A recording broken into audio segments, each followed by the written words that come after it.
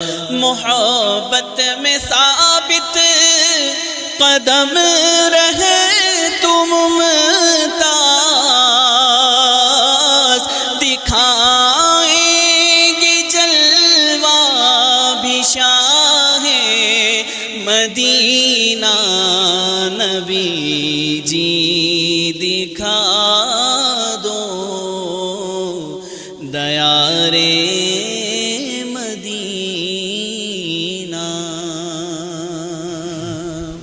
ماشاءاللہ بہت اچھے انداز سے انہوں نے یہ کلام جو ہے یہ پیش کیا اور سنایا ہے۔ ابھی بھی اس کے اندر جو ایک درد جو چھپا ہوا تھا نا آپ کے دل کے اندر، حضور کے در پر حاضری کے لیے، وہ آپ دیکھیں ایک ایک شعر کے اندر نمایاں ہے۔ وہ درد جو ہے نا وہ درد، اس درد نے کام کیا، اور پھر ایسا کام کیا کہ مطلب باوا صاحب علیہ السلام، یعنی پھر دنوں کی بات نہیں ہوئی یا مہینوں کی بات نہیں ہوئی، بلکہ وہ دور تھا شاید حج پر لوگ جا رہے تھے، روانگی کا دور تھا، تو باوا صاحب علیہ الرحمہ نے جو ہے وہ ابا جی علیہ الرحمہ کو وہیں سیٹھ گلزار کے ہاں بلوایا، اللہ، اور وہاں بلوا کر اور جو ہے وہ یہ نوید جو ہے یہ آپ کو سنائی، اور سیٹھ گلزار سے کہا کہ ان کے کاغذات وغیرہ جو ہے وہ تیار کریں، پاسپورٹ وغیرہ اور دیگر چیزیں جو ہیں سفری دستاویزات، اور پھر آپ جو ایک تڑپ تھی، تو میں نے بتایا نا کہ یہ تو پھر دنوں کی بات نہیں تھی، تو باوا صاحب علیہ الرحمہ نے آپ کو اپنے ہم رکاب کیا، اور مختصر کیونکہ وقت طویل ہو رہا ہے تو میں اس لیے تھوڑے اختصار کے ساتھ، لیکن معروف ہے یہ پورے واقعات جو ہے کہ کس طرح سے حاضری ہوئی اور کیسے آپ وہاں پر تشریف لے گئے۔ تو باوا صاحب علیہ الرحمہ نے جو ہے وہ جب جہاز میں ابا جی علیہ الرحمہ فرماتے ہیں کہ وہ ظاہر ہے آپ کے عقیدت مند بہت سارے لوگ تھے، اور جیسے میں نے شروع میں بھی سردار عبدالرب نشتر جیسے لوگ بھی آپ کی خدمت میں آیا کرتے تھے، تو آپ کو پانی کے جہاز سے آپ گئے تھے حج کے لیے، تو فرسٹ کلاس کا ایک کیبن جو ہے وہ آپ کے لیے علیحدہ سے انہوں نے بک کروایا تھا، تو فرسٹ کلاس کے کیبن میں باوا صاحب اور ابا جی جب جہاز روانہ ہو گیا تو باوا صاحب علیہ الرحمہ نے پھر ارشاد فرمایا کہ ممتاز تمہیں معلوم ہے کہ ہماری عمر کتنی ہے اور بیماریاں بھی ہیں، چلنا بھی دوبر ہے، اور پھر ہم نے یہ نہیں کہ ہم نے حج نہیں کیے، ہم نے حج پیدل بھی کیا ہے، ہم نے قافلے کی صورت میں بھی کیا ہے، اور ہم نے پانی کے جہاز سے بھی کیا ہے، تو ہمارے اوپر حج فرض بھی نہیں ہے، لیکن تمہیں معلوم ہے کہ ہم کیوں حج کے لیے جا رہے ہیں؟ تو ظاہر ہے آپ خاموش رہے کہ میں اس کا جواب کیا دوں، تو پھر باوا صاحب علیہ الرحمہ نے فرمایا کہ تمہارے لیے ہمیں حکم ہوا ہے کہ ممتاز احمد کو لے کر آؤ اور اس کی حاضری کرواؤ، سبحان تو ہم تمہیں لے کر جا رہے ہیں۔ اچھا حافظ صاحب، اسی موقع پر میری نگاہ سے، اور بلکہ حضور قبلہ ابا جی علیہ الرحمہ نے بھی یہ فرمایا کہ اسی موقع بابا صاحب نے یہ بھی فرمایا کہ بے شمار حج کیے ہیں ہوائی جہاز سے وغیرہ سب کچھ، اور حج ہم پر فرض نہیں ہے، اور ہمارے سامنے مکہ و مدینہ ایسے رہتے ہیں جیسے ہاتھ کی ہتھیلی، تو یہ ایک ان کا مقام تھا، صاحب وقت تھے، شہنشاہ ولایت تھے، تو ان کے لیے تو کوئی مسئلہ نہیں تھا، لیکن یہ ایک حضور قبلہ ابا جی علیہ الرحمہ کو ایک خاص حاضری کروانی تھی، حکم ہوا تھا وہاں سے، تو حضور بابا صاحب علیہ الرحمہ اسی لیے یہ ہمارے جو اہل سلسلہ ہے نا، ان کے ہاں یہ ایک بات کہی جاتی ہے کہ کسی بھی دربار میں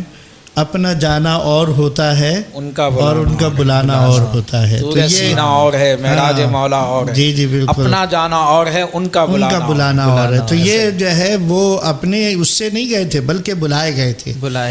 یہ اپنے ارادے سے نہیں گئے تھے، وہ اپنا تو دل ٹوٹا ہوا تھا، ہم تو جا نہیں سکتے، وہ تو یہی سمجھ رہے تھے، لیکن یہ تو حکم ہوا تھا بلانے کا۔ اور پھر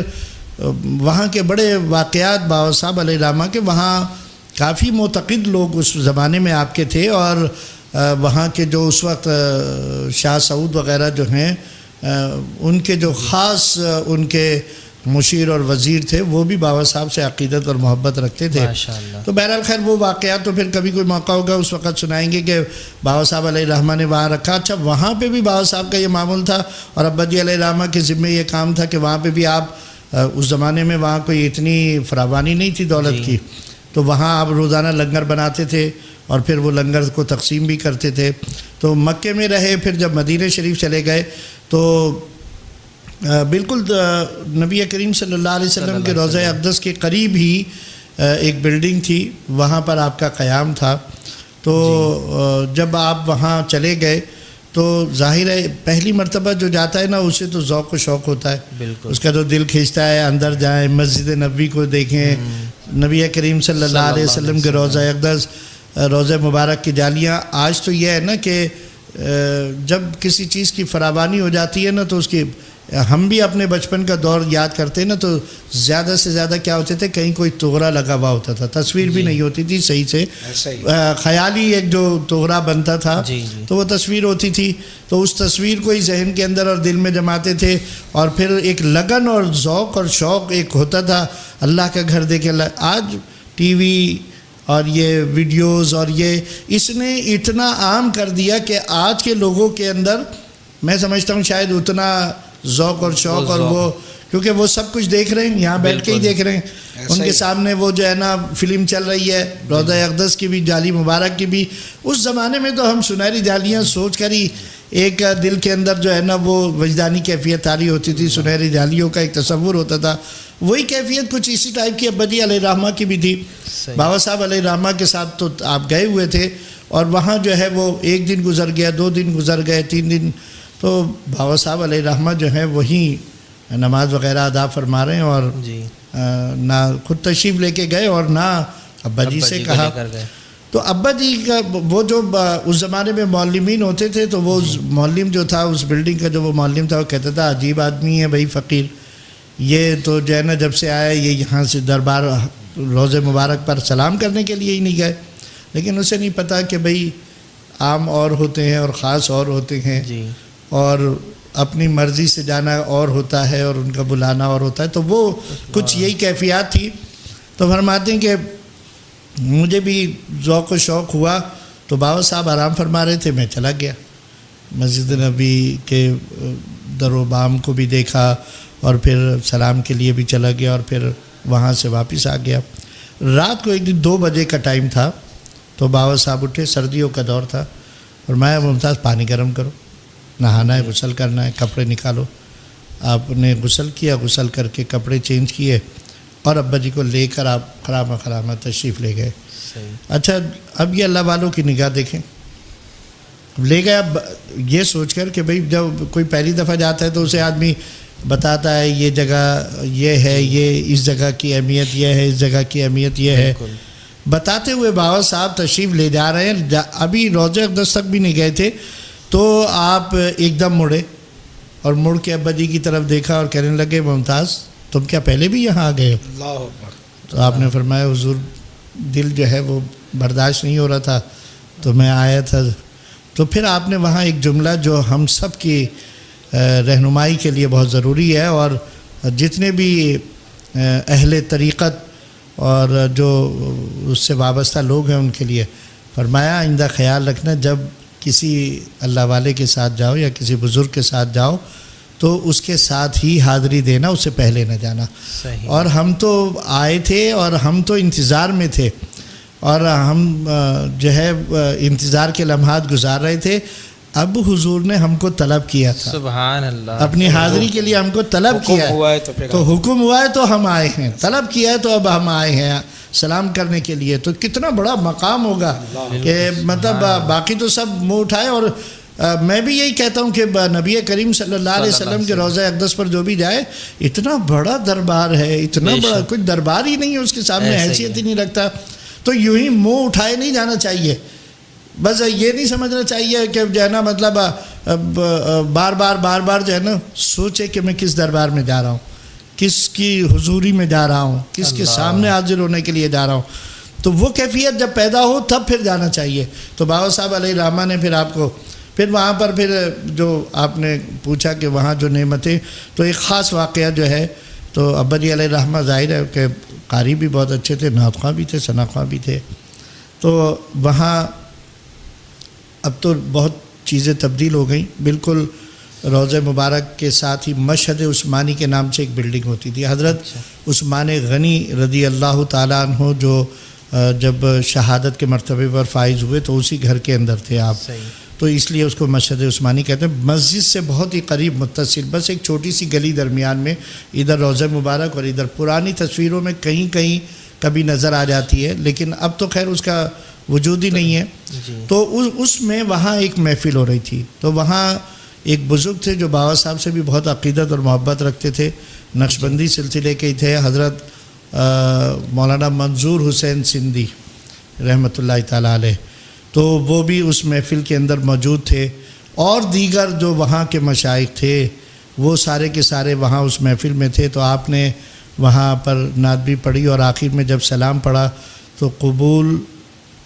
بندہ درگاہ کا سلام بھی ہو. یہ ایک سلام تھا جو آپ نے نگاہ لطف و کرم جانب غلام بھی ہو. نگاہ لطف و کرم جانب غلام بھی ہو. یہ ایک سلام تھا. یہ آپ نے بڑی عقیدت و محبت سے اور رقت کے ساتھ آپ نے وہاں پر اس محفل کے اندر اسے کلام کو پڑھا. تو اس کے بعد دوسرے دن جو ہے وہ جمعہ تھا. تو جمعے کی نماز سے قبل حضرت مولانا منظور حسین سندھی رحمۃ اللہ تعالیٰ علیہ بابا صاحب کے پاس تشریف لائے اور فرمایا کہ اس بچے کو مبارک ہو, رات کو جو انہوں نے سلام پیش کیا تھا وہ نبی کریم صلی اللہ علیہ وسلم کی بارگاہ میں بڑا مقبول ہوا. سبحان اللہ. اور بڑا پسند کیا, اور نبی کریم صلی اللہ علیہ وآلہ وسلم کی طرف سے ان کے لیے یہ ایک جبہ ہے جو حضور کی طرف سے ان کے لیے پیش کیا جا رہا ہے. تو بابا صاحب کو وہ انہوں نے پیش کیا, اور پھر بابا صاحب نے وہ جبہ ابا جی علیہ رحمہ کو اس وقت پہنایا, اور وہ ابھی بھی آپ کے تبرکات کے اندر شامل ہوگا, اور وہ موجود رہا آخر حیات تک. اس کی زیارت الحمدللہ باقی لوگوں کو. اور آپ سمجھ لیجئے کہ پھر کتنی بڑی نعمت جو ہے وہ ابا جی علیہ رحمہ کو, کہ نبی کریم صلی اللہ علیہ وآلہ وسلم کی بارگاہ سے قبولیت کی ایک سند جو ہے وہ آپ کو حاصل ہوئی. اور پھر اور بھی دیگر واقعات ہیں کہ جو اس میں پیش آئے ہیں. جی ماشاءاللہ حافظ صاحب, آپ نے حضور قبلہ ابا جی علیہ رحمہ کی حیات کا وہ روشن اور سنہری دور جو قبلہ بابا صاحب علیہ رحمہ کی صحبت میں گزرا اس پر روشنی ڈالی. اسی گفتگو کے دوران آپ نے ایک نام لیا حضرت مولانا منظور حسین سندھی رحمۃ اللہ تعالیٰ علیہ. تو حضور قبلہ بابا صاحب رحمۃ اللہ علیہ کا جب وصال ہوا تو یہی بزرگ تشریف لائے تھے, مولانا منظور حسین سندھی رحمۃ اللہ علیہ. تو اس وقت ان کے کیا ارشادات تھے, اور بابا صاحب رحمۃ اللہ علیہ کے وصال مبارکہ کے وقت حضور قبلہ ابا جی علیہ رحمہ کے کیا حالات تھے, اور آپ پر کیا کیفیات تھیں؟ یہ تو دیکھیں ایک بہت طویل جو ہے نا مطلب بات ہے, کیونکہ جب ایک اتنا قلبی تعلق کسی کی ذات کے ساتھ ہو جائے, اور پھر جس کی خاطر سب کچھ حتیٰ کہ گھر بار کو بھی چھوڑ دیا جائے, یہ بہت بڑی بات ہوتی ہے, آسان بات نہیں ہے. گھر بار کو چھوڑنا, بیوی بچوں کو چھوڑنا, اور کاروبار کو چھوڑنا, اور سب کچھ چھوڑ کر ایک ویرانے میں تنہائی کے اندر, تو یہ ایک بہت بڑی قربانی تھی آپ کی. بے شک. اور یہ اخلاص میں کہوں اس کو تو یہ غلط نہیں ہوگا کہ یہ آپ کی نیت اور ارادت کا ایک اخلاص تھا کہ آپ نے سب کچھ چھوڑ کر بابا صاحب. تو اب ایک کسی کی ذات کے ساتھ اتنی وابستگی ہو جائے اور پھر اس کی جدائی کا وقت ہو, تو کیا کیفیت ہوگی اس بندے کی, تو میں تو لفظوں کے اندر تو نہیں بیان کر سکتا. کچھ ایسی کیفیت جو ہے وہ حضور ابا جی علیہ رحمہ کی بھی بابا صاحب کی جدائی اور فراقت کے اندر جو ہے ان کے وصال مبارک کے وقت کیفیت تھی. اور جب بابا صاحب علیہ رحمہ کا چہلم تھا, اور ظاہر ہے جیسے پہلے بھی ہم نے یہ بات ذکر کی ہے کہ جو وہاں رہنے والے دیگر احباب تھے ان کے رویے, تو اب تو پہلے تو بابا صاحب کی حیات تھی, ان کی شفقت حاصل تھی ظاہری, تو ایک ڈھارس تھی, ایک امید تھی, اب تو وہ بھی ظاہری نہیں تھی. تو بڑا یہ بھی ایک کٹھن دور تھا آپ کا. تو جب بابا صاحب علیہ رحمہ کا چہلم تھا تو آپ کے ہم اثر بزرگ تھے حضرت حافظ شاہ غلام رسول قادری قلندر رحمۃ اللہ تعالیٰ علیہ, قادری مسجد سولجر بازار والے. تو وہ بابا صاحب کے ہم اثر بھی تھے, بابا صاحب سے بڑی محبت بھی رکھتے تھے, عقیدت بھی رکھتے تھے, آنا جانا بھی تھا. اور ایک ہمارے جد المرشد حضرت خواجہ صوفی شاہ محمد فاروق رحمانی رحمۃ اللہ علیہ, تو یہ بزرگ اور دیگر حضرات بھی موجود تھے. جی. تو چہلم کے موقع پر پھر بابا صاحب کا منقبتی ایک سلام آپ سے پڑھوایا گیا، غالباً اب بھی پڑھا جاتا ہے، تو ولایت علی شاہ مرد قلم نہیں، ولایت علی شاہ سلام علیک، اس طرح کا کوئی ایک سلام تھا جو اس وقت، اب تو یہ دوسرا ہے بعد میں لوگوں نے لکھا، تو وہ جب آپ نے پڑھنا شروع کیا نا تو وہ آپ کے اوپر ایک کیفیت طاری ہوئی، اور ایک جو فراقت کی جو ایک آگ تھی نا جو سلگ رہی تھی آپ کے اندر، وہ بھڑک گئی، میں یوں کہوں تو بیجا نہیں ہوگا، بھڑک گئی وہ، اور آپ کا اس کے اندر آپ کی کیفیت یہ ہوئی کہ آپ پڑھتے ہوئے اس سلام کے اندر آپ زمین سے ایک ایک فٹ اوپر اچھلتے تھے، اور آپ کو قرار نہیں، اور لوگ پکڑتے تھے اور آپ کسی کے قابو میں نہیں آتے تھے، تو ایک ایسی کیفیت جدائی کی اور فراقت کی آپ کے اندر پیدا ہوئی، اور پھر اس کے بعد جو ہے وہ حضرت خواجہ صوفی شاہ محمد فاروق رحمانی رحمۃ اللہ تعالیٰ علیہ آپ کو بابا صاحب کے آستانے پر آپ کی قبر مبارک پر لے گئے، گلے سے لگایا، بہت دیر تک وہاں درود شریف پڑھ کے دم کرتے رہے، جب آپ کی کافی دیر کے بعد آپ کی اس کیفیت کے اندر جو ہے وہ سکون آیا، تو حضرت حافظ غلام رسول قادری قلندر رحمۃ اللہ تعالیٰ علیہ نے فرمایا کہ قاری صاحب آپ کو مبارک ہو، آپ کو جو نعمت ملی ہے یہ آپ ہی کا جگر ہے کہ آپ نے برداشت کر لیا، کوئی دوسرا ہوتا تو اس کا جگر پاش پاش ہو جاتا، آپ کو یہ نعمت مبارک ہو۔ اب وہ باطنی نعمت کیا تھی، وہ اس کا اظہار جو ہے نا، جو ابھی آپ نے کہا نا، وہ ہوا حضرت مولانا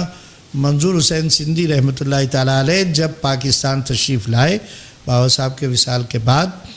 تو پھر آپ یہاں آستانِ عالیہ پر بھی آئے بابا صاحب کے، اور پھر آپ نے یہاں پر جو ہے کچھ فرمایا کہ بھئی کچھ بابا صاحب کی امانتیں تھیں میرے پاس، وہ سپرد کرنی تھی، تو وہ آپ نے جو ان کے ورثاء تھے، صاحبزادگان تھے، تو ان کو وہ عطا فرمائی۔ تو انہوں نے ایک سوال کیا کہ آپ یہ بتائیے کہ بابا صاحب ولایت کے بادشاہ تھے اور مرد قلندر تھے، تو بابا صاحب نے اپنا کسی کو جانشین بنایا یا نہیں بنایا؟ تو ظاہر ہے کہ وہ تو یہ ایک ایسا سوال تھا، لیکن انہوں نے کہا کہ میں اس کا جواب دوں گا، پہلے میں خیرپور جا رہا ہوں اپنے مرشد کے آستانے پر، اور جب میں واپس آؤں گا تو پھر میں اس کا جواب دوں گا۔ تو قلندرانہ سلسلے کے اندر جانشینی تو ہوتی نہیں ہے، نہ بیت کا باقاعدہ سلسلہ ہوتا ہے، تو بابا صاحب کا تو قلندری مشرب تھا، لیکن ویسے جو ہے مطلب یہ کہا جاتا ہے کہ ایک اللہ والے کا کوئی ایک خاص رمز سر ہوتا ہے جس کو راز کہتے ہیں۔ تو جب وہ آپ خیرپور چلے گئے، جب وہاں سے واپس آئے تو آپ نے آستانے پر ان کے تمام صاحبزادان کو بھی بٹھالا، اور ابا جی علیہ رحمہ بھی بیٹھے ہوئے تھے، تو انہوں نے فرمایا کہ بھئی بابا صاحب نے جو اپنا سر ہے یعنی راز ہے وہ اس بچے کو ممتاز احمد کو عطا کیا ہے۔ سبحان اللہ۔ تو فرمایا کہ بھئی میں اپنی طرف سے نہیں کہہ رہا ہوں، یہ بھی انہوں نے وضاحت کر دی تھی کہ میں اپنی طرف سے نہیں کہہ رہا ہوں، اور نہ میں اپنی مرضی سے آیا ہوں، میں بھیجا گیا ہوں، میں بھیجا گیا ہوں اس بات کو بتانے کے لیے، اور میں اپنی مرضی سے بھی نہیں کہہ رہا، بلکہ میں ان کے حکم سے اور بابا صاحب کی طرف سے آپ کو یہ بتا رہا ہوں کہ ظاہری نعمتیں تو آپ لوگوں کے لیے ہیں، لیکن باطنی سر جو ہے بابا صاحب کا یعنی راز، یہ ممتاز احمد کو عطا فرمایا ہے۔ اچھا، یہ بھی اس میں ہے کہ انہوں نے یہ بھی فرمایا، ساتھ ساتھ میرے مطالعے سے گزرا کہ انہوں نے فرمایا کہ یہ جو سر روحانیت ہے یہ حضور بابا صاحب علیہ رحمٰن نے بحکم غوث پاک اور بحکم سرکار دو عالم صلی اللہ علیہ وسلم آپ کو عطا فرمایا، یہ بھی الفاظ ہے، بالکل صحیح کہہ رہے ہیں کہ یہ بھی فرمایا۔ اور پھر ابا جی علیہ رحمٰن نے ان سے عرض کی حضور میں تو پہلے ہی جو ہے نا یہاں پر ان کا نشانہ ہوں، تو آپ نے یہ جو ہے فرمایا بھائی یہ میں نے اپنی طرف سے نہیں کہا، اور اس راہ کے اندر تو یہ ہوتا ہی ہے، یہ مشکلات تو آتی ہی ہیں، ان کو برداشت بھی کرنا ہوتا ہے اور ان کو خندہ پیشانی سے قبول بھی کرنا ہوتا ہے۔ تو یہ جو ہے وہ مولانا منظور حسین سندھی رحمۃ اللہ تعالیٰ علیہ مدینہ پاک سے تشریف لا کر اور وہ یہ اعلان کر کے یہاں سے گئے تھے۔ سبحان اللہ۔ اچھا، جس طرح سلسلہ چل رہا ہے گفتگو کا، اور اس میں بتایا گیا ہے کہ بھئی آپ نے بھی ذکر کیا، حافظ صاحب نے بھی ذکر کیا ہے کہ ایک تو قبلہ اباجی علیہ رحمہ بچپن سے ہی بزرگوں کے گھرانے میں رہے، بزرگوں کی صحبتیں میسر رہیں، انڈیا میں بھی، پھر پاکستان تشریف لائے تو یہاں پر بھی قبلہ بابا صاحب علیہ رحمہ کی آپ کو صحبت میں رہنے کا شرف حاصل ہوا۔ جب قبلہ بابا صاحب علیہ رحمہ کا وصال باکمال ہو گیا تو اس کے بعد قبلہ اباجی علیہ رحمہ کس بزرگ کی خدمت میں تشریف لے گئے اور ان سے آپ کا کیا روحانی اور خاندانی تعلق تھا، وہ کیا تھا؟ جی علی بھائی، جس طرح سے حافظ صاحب نے اپنی گفتگو میں ذکر فرمایا کہ حضور بابا صاحب علیہ رحمہ کے ہم عصر بزرگوں میں دو نام بہت نمایاں ہیں۔ ایک قادری مسجد سولجر بازار والے حضرت الحاج الحافظ القاری الشاہ محمد غلام رسول چشتی قادری قلندر رحمۃ اللہ تعالیٰ علیہ، جو ہمارے حضور قبلہ چچان علیہ رحمہ کے مرشد اول بھی ہیں، جن سے آپ کو قادری نسبت حاصل ہے۔ اور دوسرے ہمارے جد المرشد حضرت خواجہ محبوب رحمانی صوفی شاہ محمد فاروق رحمانی رحمۃ اللہ تعالیٰ علیہ۔ تو پہلے میں کچھ ذکر کرنا چاہوں گا حضرت شاہ حافظ قاری محمد غلام رسول قادری قلندر علیہ رحمہ کا، کہ جب حضور بابا صاحب علیہ رحمہ کا وصال باکمال ہو گیا تو اس کے بعد ایک طویل واقعات ہیں کہ کس طرح سے آپ نے پھر ملیک سٹی میں سکونت اختیار فرمائی، مدرسہ انوار القرآن کی بنیاد رکھی، اور پھر وہاں سے قرآن مجید کی تعلیم و تدریس، مخلوق خدا کی خدمت کا سلسلہ شروع فرمایا۔ تو یہ اسی زمانے کی بات ہے کہ آپ نے پھر سولجر بازار میں قادری مسجد میں حضرت شاہ حافظ قاری غلام رسول قادری قلندر علیہ رحمہ کی صحبت میں بھی جانا شروع کیا، اور انہوں نے بھی آپ کو بہت اپنی شفقتوں سے نوازا، بلکہ ان کا یہ ارشاد مبارک بڑا معروف ہے اور اکثر ہم اس کو دہراتے ہیں کہ قاری غلام رسول قادری قلندر علیہ رحمہ نے ہمارے حضور قبلہ اباجی علیہ رحمہ کے متعلق یہ ارشاد فرمایا کہ قاری صاحب آپ بابا صاحب کے محبوب ہیں تو ہمارے بھی محبوب ہیں، سبحان اللہ، اور جو ایک کا محبوب ہو جاتا ہے وہ سب کا محبوب ہو جاتا ہے۔ تو آپ کو انہوں نے بھی محبوبیت کا مقام عطا فرمایا، بڑی شفقتوں سے نوازا، اور یہ وہی شفقتیں تھیں کہ جن کی وجہ سے ہمارے حضور قبلہ اباجی علیہ رحمہ نے اپنے برادر گرامی، اپنے چھوٹے بھائی ہمارے حضور قبلہ چچا جان الحاج صوفی ابرار احمد قادری چشتی ممتازی رحمانی علیہ رحمہ کو قبلہ قاری غلام رسول قادری قلندر علیہ رحمہ سے قادری سلسلے میں بیعت کروایا۔ تو پھر اس کے بعد جب قاری غلام رسول قادری قلندر علیہ رحمہ کا وصال مبارک ہو گیا تو پھر اس کے بعد باقاعدہ طور پر یوں کہیے کہ ہمارے جد مرشد خواجہ محبوب رحمانی صوفی شاہ محمد فاروق رحمانی رحمۃ اللہ تعالیٰ علیہ نے آپ کو اپنی شفقتوں کے سائے میں لے لیا۔ سبحان اللہ۔ اور میں نے عرض کیا کہ خاندانی تعلق تو تھا ہی کہ آپ کی جو اہلیہ ہیں ہماری امی جان علیہ رحمہ، ان کے پھپھا بھی ہیں، اور پہاڑ گنج دہلی سے ان کا بھی تعلق اور آپ کا بھی تعلق، دہلی والے وہ بھی، آپ بھی، اور آپ کا بھی آبائی پیشہ زرگری تھا، اور ہمارے جد مرشد خواجہ محبوب رحمانی علیہ رحمہ کا جو آبائی پیشہ تھا وہ بھی ہیرے جواہرات کا کاروبار تھا۔ منسلک ایک دوسرے سے زرگری سے منسلک ہی ہے نا ایک، جی فیلڈ ایک ہی ہے، شعبہ ایک ہی ہے، اس کے شعبہ جات ہیں۔ تو اب باقاعدہ ان کی خدمت میں آنا جانا شروع ہوا۔ تو جس طرح سے حافظ صاحب نے فرمایا کہ قلندری سلسلے میں باقاعدہ ہاتھ پکڑ کر بیعت نہیں ہے، بالکل پیری مریدی نہیں ہے، ایسے ہی، بلکہ قلندر جو ہے وہ اپنا بالکا بناتا ہے، اپنا جھوٹا کھلا کر اپنا سر روحانیت عطا فرماتا ہے۔ تو واقعات شاہد ہیں، جس طرح سے حضرت مولانا منظور حسین صدی علیہ رحمہ کا حوالہ دیا حافظ صاحب نے کہ انہوں نے اس بات کی گواہی دی کہ حضور بابا صاحب علیہ رحمہ نے ہمارے شیخ کو حضور قبلہ اباجی علیہ رحمہ کو اپنا بالکا بنایا، سر روحانیت عطا فرمایا۔ تو اب باقاعدہ ظاہری بات ہے کہ کسی مرشد کامل کے ہاتھ میں ہاتھ دے کر اور پھر حلقے کو بڑھانا، مخلوق خدا کو روحانی اعتبار سے مزید فیض پہنچانا، اس کا بھی ایک کوئی سبب بننا تھا۔ بالکل۔ تو وہ سبب ہمارے جد المرشد خواجہ محبوب رحمانی صوفی شاہ محمد فاروق رحمانی علیہ رحمہ کی معرفت آپ کو عطا ہوا۔ وہ بھی بڑا خوبصورت واقعہ، تفصیل میں نہیں جاؤں گا، وقت خاصا طویل ہو رہا ہے، کہ ہمارے جد المرشد خواجہ محبوب رحمانی علیہ رحمہ کا یہ معمول تھا کہ آپ ایک سال حج پر تشریف لے جاتے تھے اور ایک سال جو ہے وہ پنجاب میں اولیاء اکرام رحمہ اللہ علیہ مجمعین کے مزارات مبارکہ پر حاضری کے لیے تشریف لے جاتے تھے، خصوصاً پاک پتن شریف عرس مبارک کے موقع پر، اور پھر اسی میں مختلف مزارات پر حاضری دیتے تھے۔ تو ایسا ہی ایک موقع تھا، اور آپ نے راولپنڈی اسلام آباد میں جو ابھی ذکر آیا تھا حضرت شاہ عبداللطیف بری امام رحمۃ اللہ تعالیٰ علیہ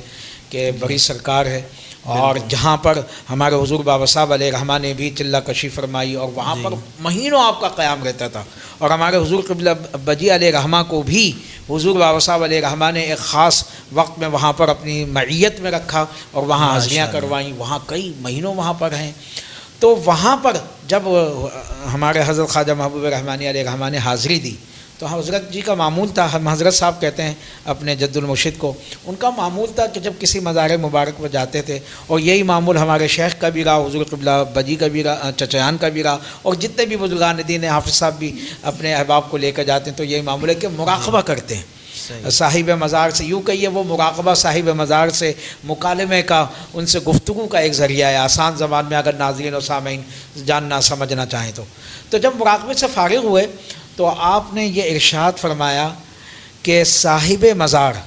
حضرت شاہ عبداللطیف بری امام سرکار اور حضرت شیخ بہاءالحق زکریا ملتانی رحمۃ اللہ تعالیٰ علیہ، ان دو بزرگوں کی جانب سے حکم ہوا ہے کہ قاری ممتاز احمد کو سلسلہ رحمانی میں داخل کرو۔ سبحان اللہ۔ یعنی ان دو بزرگوں کی ہدایت پر پھر ہمارے جد المرشد خواجہ محبوب رحمانی علیہ رحمٰ نے وہاں پر آپ کو شرف بیعت سے نوازا، اور آپ حلقہ رحمانی میں باقاعدہ داخل ہوئے، مرید ہوئے، اور پھر وہیں سے اسی موقع پر آپ کو ان بزرگوں کی جانب سے آپ کو محبوب العارفین کا خطاب ہے۔ یہ جو ہم محبوب العارفین کہا جاتا ہے نا، یہ دو جو ہیں جی، یعنی حضرت بری امام سرکار جی، اور حضرت غوث بہاءالحق زکریا ملتانی رحمۃ اللہ تعالیٰ علیہ، ان دو بزرگوں کے وجہ سے آپ کو جو ہے وہ بیعت کے لیے بھی کہا، اور پھر یہ ان سارے بزرگوں کی نسبتوں کی وجہ سے یہ لقب جو ہے یہ جی، ہر اللہ کا ولی عارف باللہ ہوتا ہے، اللہ کی معرفت رکھتا ہے، تو ہمارے شیخ تو ہر اللہ کے ولی کے محبوب رہے، بابا صاحب کے محبوب رہے، قاری غلام رسول قادری صاحب کے محبوب رہے، اپنے پیر و مرشد خواجہ صوفی شاہ محمد فاروق رحمانی علیہ رحمٰ کے محبوب رہے، اور ہر جتنے بھی اولیاء کامل ہیں تو اسی نسبت سے آپ کو محبوب العارفین کا خطاب ہوتا ہو۔ پھر اسی کے کچھ عرصے ہوئے، یعنی اب باقاعدہ آپ حلقہ ارادت میں داخل ہو گئے، شرف بیعت سے سرفراز ہوئے، کچھ ہی عرصے کے بعد ہمارے جد المرشد خواجہ محبوب رحمانی صوفی شاہ محمد فاروق رحمانی رحمۃ اللہ تعالیٰ علیہ نے آپ کو دستار خلافت و اجازت سے بھی سرفراز فرمایا، اور سلسلے کی ترویج و اشاعت کی ذمہ داری سونپی، اور بے شک ہمارے جد المرشد کے درجنوں خلفاء ہیں، کم و بیش 73 خلفاء، اس سے زائد نام ملتے ہیں جو آپ کی کتاب ربیع المجالس اس میں تحریر ہیں وہ نام، لیکن ان تمام خلفاء میں بے شک ہر ایک خلیفہ کا ایک اپنا نمایاں اور ممتاز مقام ہے، لیکن ہمارے سیدی و سندی آقائی و مولائی صاحب عرس علیہ رحمہ کو جو محبوبیت کا اور مقبولیت کا مقام ہمارے جد المرشد خواجہ محبوب رحمانی علیہ رحمہ کی بارگاہ میں حاصل تھا، ان کی نگاہ میں حاصل تھا، میں سمجھتا ہوں کہ اگر میں یہ کہوں کہ جس طرح سے محبوب الہی سلطان المشائخ حضرت امام نظام الدین اولیاء زری زربش رحمۃ اللہ تعالیٰ علیہ کے بے شمار مریدین تھے، خلفاء تھے، لیکن ان تمام مریدین میں جو مرید صادق اور جو مقام محبوبیت مقبولیت حضرت امیر خسرو نظامی دہلوی رحمۃ اللہ تعالیٰ علیہ کو حاصل تھی، وہ کسی مرید کو نہیں حاصل تھی، اور آپ کے ارشادات شاہد ہیں اس بات پر۔ تو اسی طرح سے ہمارے جد المرشد حضرت خواجہ محبوب رحمانی صوفی شاہ محمد فاروق رحمانی رحمۃ اللہ تعالیٰ علیہ کے بے شمار ارشادات ہمارے سیدی و سندی آقائی و مولائی محبوب العارفین حضرت قبلہ الحاج الحافظ القاری ممتاز احمد رحمانی علیہ رحمہ کے مقام و مرتبے کے حوالے سے، ان کی محبوبیت و مقبولیت کے حوالے سے کئی ارشادات ملتے ہیں۔ مثلا آپ نے ایک موقع پر یہ ارشاد فرمایا کہ اب کوئی ماں قیامت تک قاری صاحب جیسا بچہ پیدا نہیں کرے۔ اللہ اکبر۔ یہ کوئی معمولی جملہ نہیں ہے کہ اب کوئی ماں، یعنی بچے تو جنیں گے، بچے تو پیدا ہوتے رہیں گے، لیکن قاری صاحب جیسا بچہ پیدا نہیں ہوگا، یعنی ایسا اوصاف کمال رکھنے والا۔ اور پھر ایک موقع پر آپ نے فرمایا آپ کے کام سے جو آپ کے حلقہ رحمانی کی ترویج و اشاعت کی خدمات تھیں، جو بزرگان دین کی تعلیمات کو پھیلانا تھا، اور جو کام تھا آپ کا، اس کو دیکھتے ہوئے، یعنی آپ بانی حلقہ رحمانی کے عرس کی محفل کا انعقاد کرتے تھے باقاعدگی کے ساتھ، شاید شان طریقے سے، اس کا باقاعدہ دعوت نامہ اپنے شیخ کی خدمت میں، اپنے پیر بھائیوں کی، خلفاء بھائیوں کی خدمت میں بھیجتے تھے، مدعو کرتے تھے. اور اسی طرح سے جو ہمارے جد المرشد کے خلیفہ اول ہیں، جن کو ہم سالار رحمانی حضرت خواجہ صوفی شاہ محمد عارف خان رحمانی کے نام سے جانتے اور پہچانتے ہیں، ان کے عرس مبارک کی محفل بھی دعائے حج کے موقع پر ہمارے شیخ منعقد کرتے تھے. تو ایک موقع پر حضرت صاحب نے، یعنی ہمارے جد المرشد خواجہ محبوب رحمانی علیہ رحمہ نے خوش ہو کر یہ ارشاد فرمایا کہ میری دلی دعائیں قاری صاحب کے ساتھ ہیں، سبحان اللہ، اور وہر نصیب بازی لے گئے قاری صاحب. اللہ. تو یہ وہ شفقتیں ہیں، محبتیں ہیں کہ جو ہمارے جد المرشد خواجہ محبوب رحمانی علیہ رحمہ کے توسط سے ہمارے شیخ کو حاصل رہیں. اچھا، یہاں یہ ذکر بھی میں سمجھتا ہوں سامعین و ناظرین کے لیے بڑی معلومات کا باعث ہوگا کہ ہمارے جد المرشد خواجہ محبوب رحمانی صوفی شاہ محمد فاروق رحمانی رحمۃ اللہ تعالی علیہ نے ہمارے شیخ جب سے آپ سے ارادہ تو تعلق قائم ہوا، اور پھر جب سے آپ نے آپ کے آستانِ عالیہ پر نماز تراویح میں قرآن مجید سنانے کا سلسلہ شروع فرمایا، تو پھر تا وقت وصال، یعنی ہمارے جد المرشد خواجہ محبوب رحمانی علیہ رحمہ کے وصال مبارک تک آپ باقاعدگی کے ساتھ آپ ہی قرآن مجید سناتے رہے، اور ہمارے جد المرشد آپ ہی سے قرآن مجید سنتے رہے. گو کہ ابتدا میں ماہ رمضان المبارک میں ہمارے شیخ کا یہ معمول تھا کہ آپ ماہ رمضان المبارک میں حرمین طیبین بھی تشریف لے جاتے تھے. تو ایک مرتبہ تشریف لے گئے تو ہمارے جد المرشد خواجہ محبوب رحمانی علیہ رحمہ نے سورہ تراویح پڑھوائی. سورہ تراویح میں قرآن پڑھا گیا، اور بہت سارے احباب نے، آپ کے مریدین نے یہ چاہا، یہ خواہش کا اظہار کیا کہ قاری صاحب موجود نہیں ہیں تو ہم آپ کسی اور حافظ سے، کسی اور قاری صاحب سے، پڑھنے والے سے، ہاں بہت اچھے پڑھنے والے ماشاء اللہ، یعنی درجنوں حفاظ اور قرا وہاں آپ کی اقتداء میں نماز ادا فرماتے تھے، موجود تھے، اور سب کی خواہش ہوتی تھی یہ کہ ہمیں بھی موقع ملا. یہ تو بہترین موقع ہوتا تھا کہ قاری صاحب نہیں تھے، حرمین طیبین گئے ہوئے تھے. تو جب اصرار ان کا بڑھا تو ہمارے جد المرشد خواجہ محبوب رحمانی علیہ رحمہ نے بڑے جلال میں فرمایا کہ اگر آسمان سے فرشتے بھی قرآن سنانے آ جائیں تو فقیر صرف قاری صاحب سے ہی قرآن سنے گا. سبحان اللہ. تو یہ بہت بڑا اعزاز ہے، میں سمجھتا ہوں. جس طرح سے محبوب الہی علیہ رحمہ نے حضرت امیر خسرو نظامی علیہ رحمہ کی محبوبیت اور مقبولیت کے حوالے سے ارشادات فرمائے، تو اسی طرح سے ہمارے جد المرشد حضرت خواجہ محبوب رحمانی صوفی شاہ محمد فاروق رحمانی علیہ رحمہ نے ہمارے سیدی و سندی آقائی و مولائی علیہ رحمہ کے مقام و مرتبے اور ان کی محبوبیت و مقبولیت کو ان ارشادات میں اپنے بیان فرمایا. یہ بھی ہے نا حافظ صاحب، وہ یاد کریں جو ہے نا، مطلب رمضان المبارک میں پھر یہاں شبینے ہوتے تھے تو بچے سب جو ہے نا، وہ بھائی جان علیہ رحمہ نے جو شبینوں کا ایک سلسلہ شروع کیا تھا، تو سارے رمضان جو ہے نا وہ شبینے ہوتے تھے. تو ایک دن رمضان میں حضرت صاحب نے ٹیلی فون کیا ابا جی علیہ رحمہ کو، اور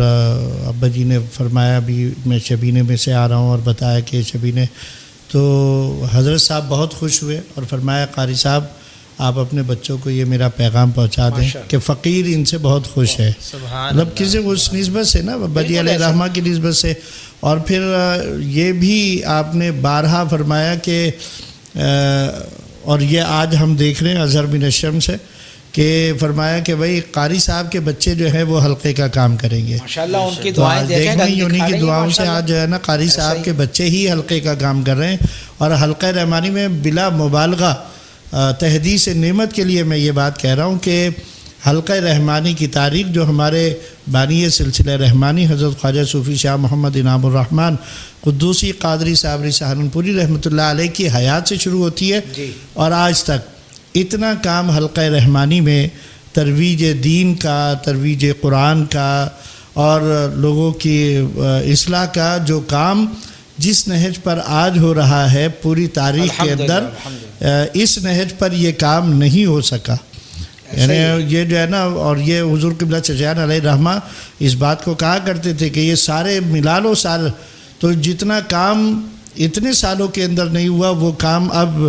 جو ہے وہ اس موقع پر ہو رہا ہے، تو اللہ کا بڑا احسان ہے. اور یہ میں سمجھتا ہوں دعائیں حضرت صاحب کی، ایسا ہی ہے، حضور بابا انہیں کی صاحب دعاؤں کی، کا ظہور. بابا حضرت صاحب نے کی، تو یہ جی. اصل میں تو میں ایک مثال دوں چھوٹی سی کہ زمین تیار کی جاتی ہے، بیج ڈالا جاتا ہے، تو وہ چھوٹا سا پودا جو ہے نا وہ تو اتنا کمزور ہوتا ہے کہ اسے تو ایک چڑیا بھی آ کر چونچ مار کے نکال کے لے جاتی ہے. لیکن اگر اس کی آبیاری کی جائے، اسے محفوظ رکھا جائے، پھر اسے اس کی حفاظت کا فریضہ انجام دیا جائے، پھر اس کے وہ اتنی تناور درخت کی صورت اختیار کرتا ہے کہ پھر اسے آسانی کے ساتھ جو ہے وہ گرایا نہیں جا سکتا، اور پھر اس کے اندر پھل اور پھول لگتے ہیں. تو یہ بیج تو لگا ہوا تو بابا صاحب کی طرف سے ہے نا، بیج تو بابا صاحب نے، بیج ہی نہیں ہوتا تو یہ درخت ہی نہیں ہوتا. تو یہی جو ہے نا شان بابا صاحب کی ہے کہ بابا صاحب نے یہ بیج لگایا تھا، اور پھر حضرت صاحب کی کہ اس بیج کی حفاظت اور جو ہے نا اس کی آبیاری فرمائی، اور پھر ابا جی تو اس درخت کی ایک صورت ہے، اور حضور قبلہ چچا جان علیہ الرحمہ جو ہیں یہ اس درخت کے پھل پھول اور یہ اس درخت کے تناور درخت کی صورت میں اس قوم کے سامنے ہیں کہ جس پودے کو، جس بیج کو بابا صاحب نے بویا اور جس پودے کی حفاظت حضرت صاحب نے فرمائی، وہ جو ہے ابا جی علیہ الرحمہ کی صورت میں اور حضور چچا جان علیہ الرحمہ کی صورت میں آج الحمدللہ دین کا جو کام کر رہا ہے. تو یہ حلقہ رحمانی کے لیے بڑی قابل مبارکباد بات ہے، اور ان کے دل کے حوصلے کے لیے ہے کہ حلقہ رحمانی میں جو کام ہو رہا ہے حضرت صاحب کی دعا سے، قاری صاحب کے بچے کام کریں گے، اور میں قاری صاحب کے بچوں کو، اور حضرت صاحب اکثر چچا جان سے کہتے تھے بھائی آپ کو میں کام کرتا ہوا، قاری صاحب کا ہاتھ بٹاتا ہوا، کسی اور سے کیوں نہیں کہا؟ اس لیے کہ پتہ تھا کہ یہی ایک درخت ہے حلقہ رحمانی کا جس نے پھلدار بننا ہے، تو اس کے لیے ضروری ہے. تو وہی آپ نے اس کی حفاظت اور آبیاری کے لیے حضرت چچا جان کو بھی فرماتے تھے، اوروں کو بھی کہ بھئی یہ اس کا یہ کام کرو اور اس کا فریضہ انجام دو. تو یہ سب فیضان تو وہیں سے ہی چل رہا ہے. وہ تو الحمدللہ اللہ کا شکر ہے. بہت اچھا، آج کل ماحول ہے ذرا جنگ کا، انڈیا اور پاکستان جو ایک روایتی حریف بھی ہیں. جی جی. تو قبلہ ابا جی علیہ رحمہ کا بالخصوص اور مشائخ حلقہ رحمانی کا بالعموم جذبہ حب الوطنی کا کیا طریقہ تھا اس کو آگے بڑھانے کا، اپنے مریدین میں اس کو لے کر آنے کا؟ اور جب بھی یہ جنگ ہوتی ہے تو اس حوالے سے قبلہ ابا جی علیہ رحمہ کس طرح، یا ہمارے مشائخ حلقہ رحمانی کس طرح اپنی روحانی طاقت کے ذریعے اس کے اندر شامل ہوتے رہیں، ذرا اس پر کچھ روشنی ڈالیں. جی علی بھائی، اس حوالے سے پہلی بات تو یہ سمجھنا ضروری ہے کہ تحریک پاکستان میں جس طرح سے عام قائدین نے کردار ادا کیا، جن کے نام ہم سب جانتے ہیں، قوم کا بچہ بچہ جانتا ہے، لیکن اس سے کہیں زیادہ ہمارے جو علماء اکرام ہیں اور خصوصی طور پر جو مشائخ اعظام ہیں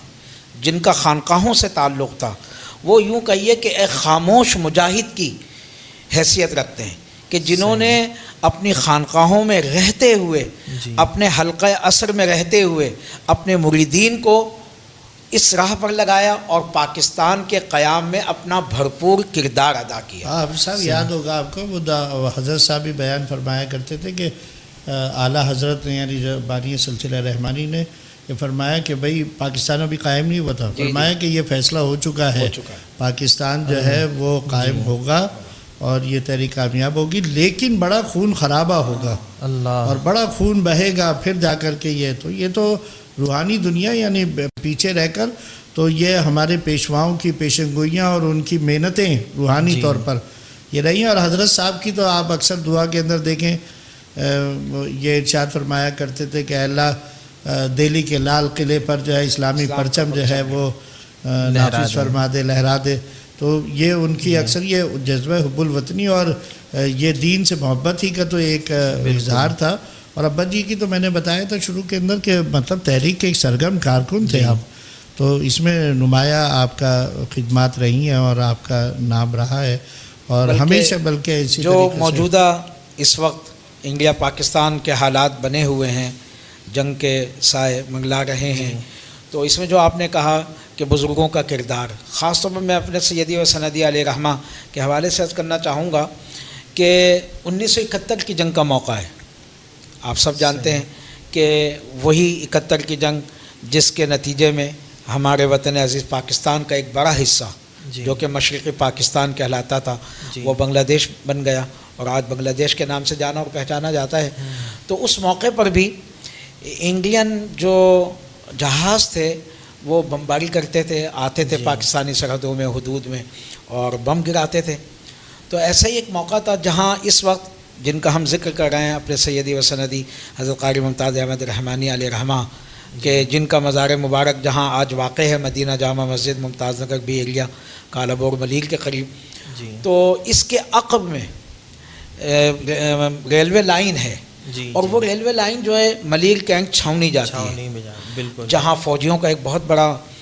مرکز ہے آج بھی ہے. تو اس وقت یہ ریلوے ٹریک فعال تھا اور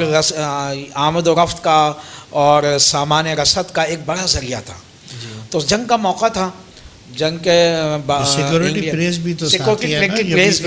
اسی لائن کے ساتھ بڑے حساس بڑے سینسیٹیو ایریا تھا یہ. تو جنگ کا موقع تھا, بمبار انگلین جہاز جو ہے وہ پرواز کر رہے تھے اور ایک ٹرین مال بردار گاڑی اسلحے سے لدی ہوئی بھری ہوئی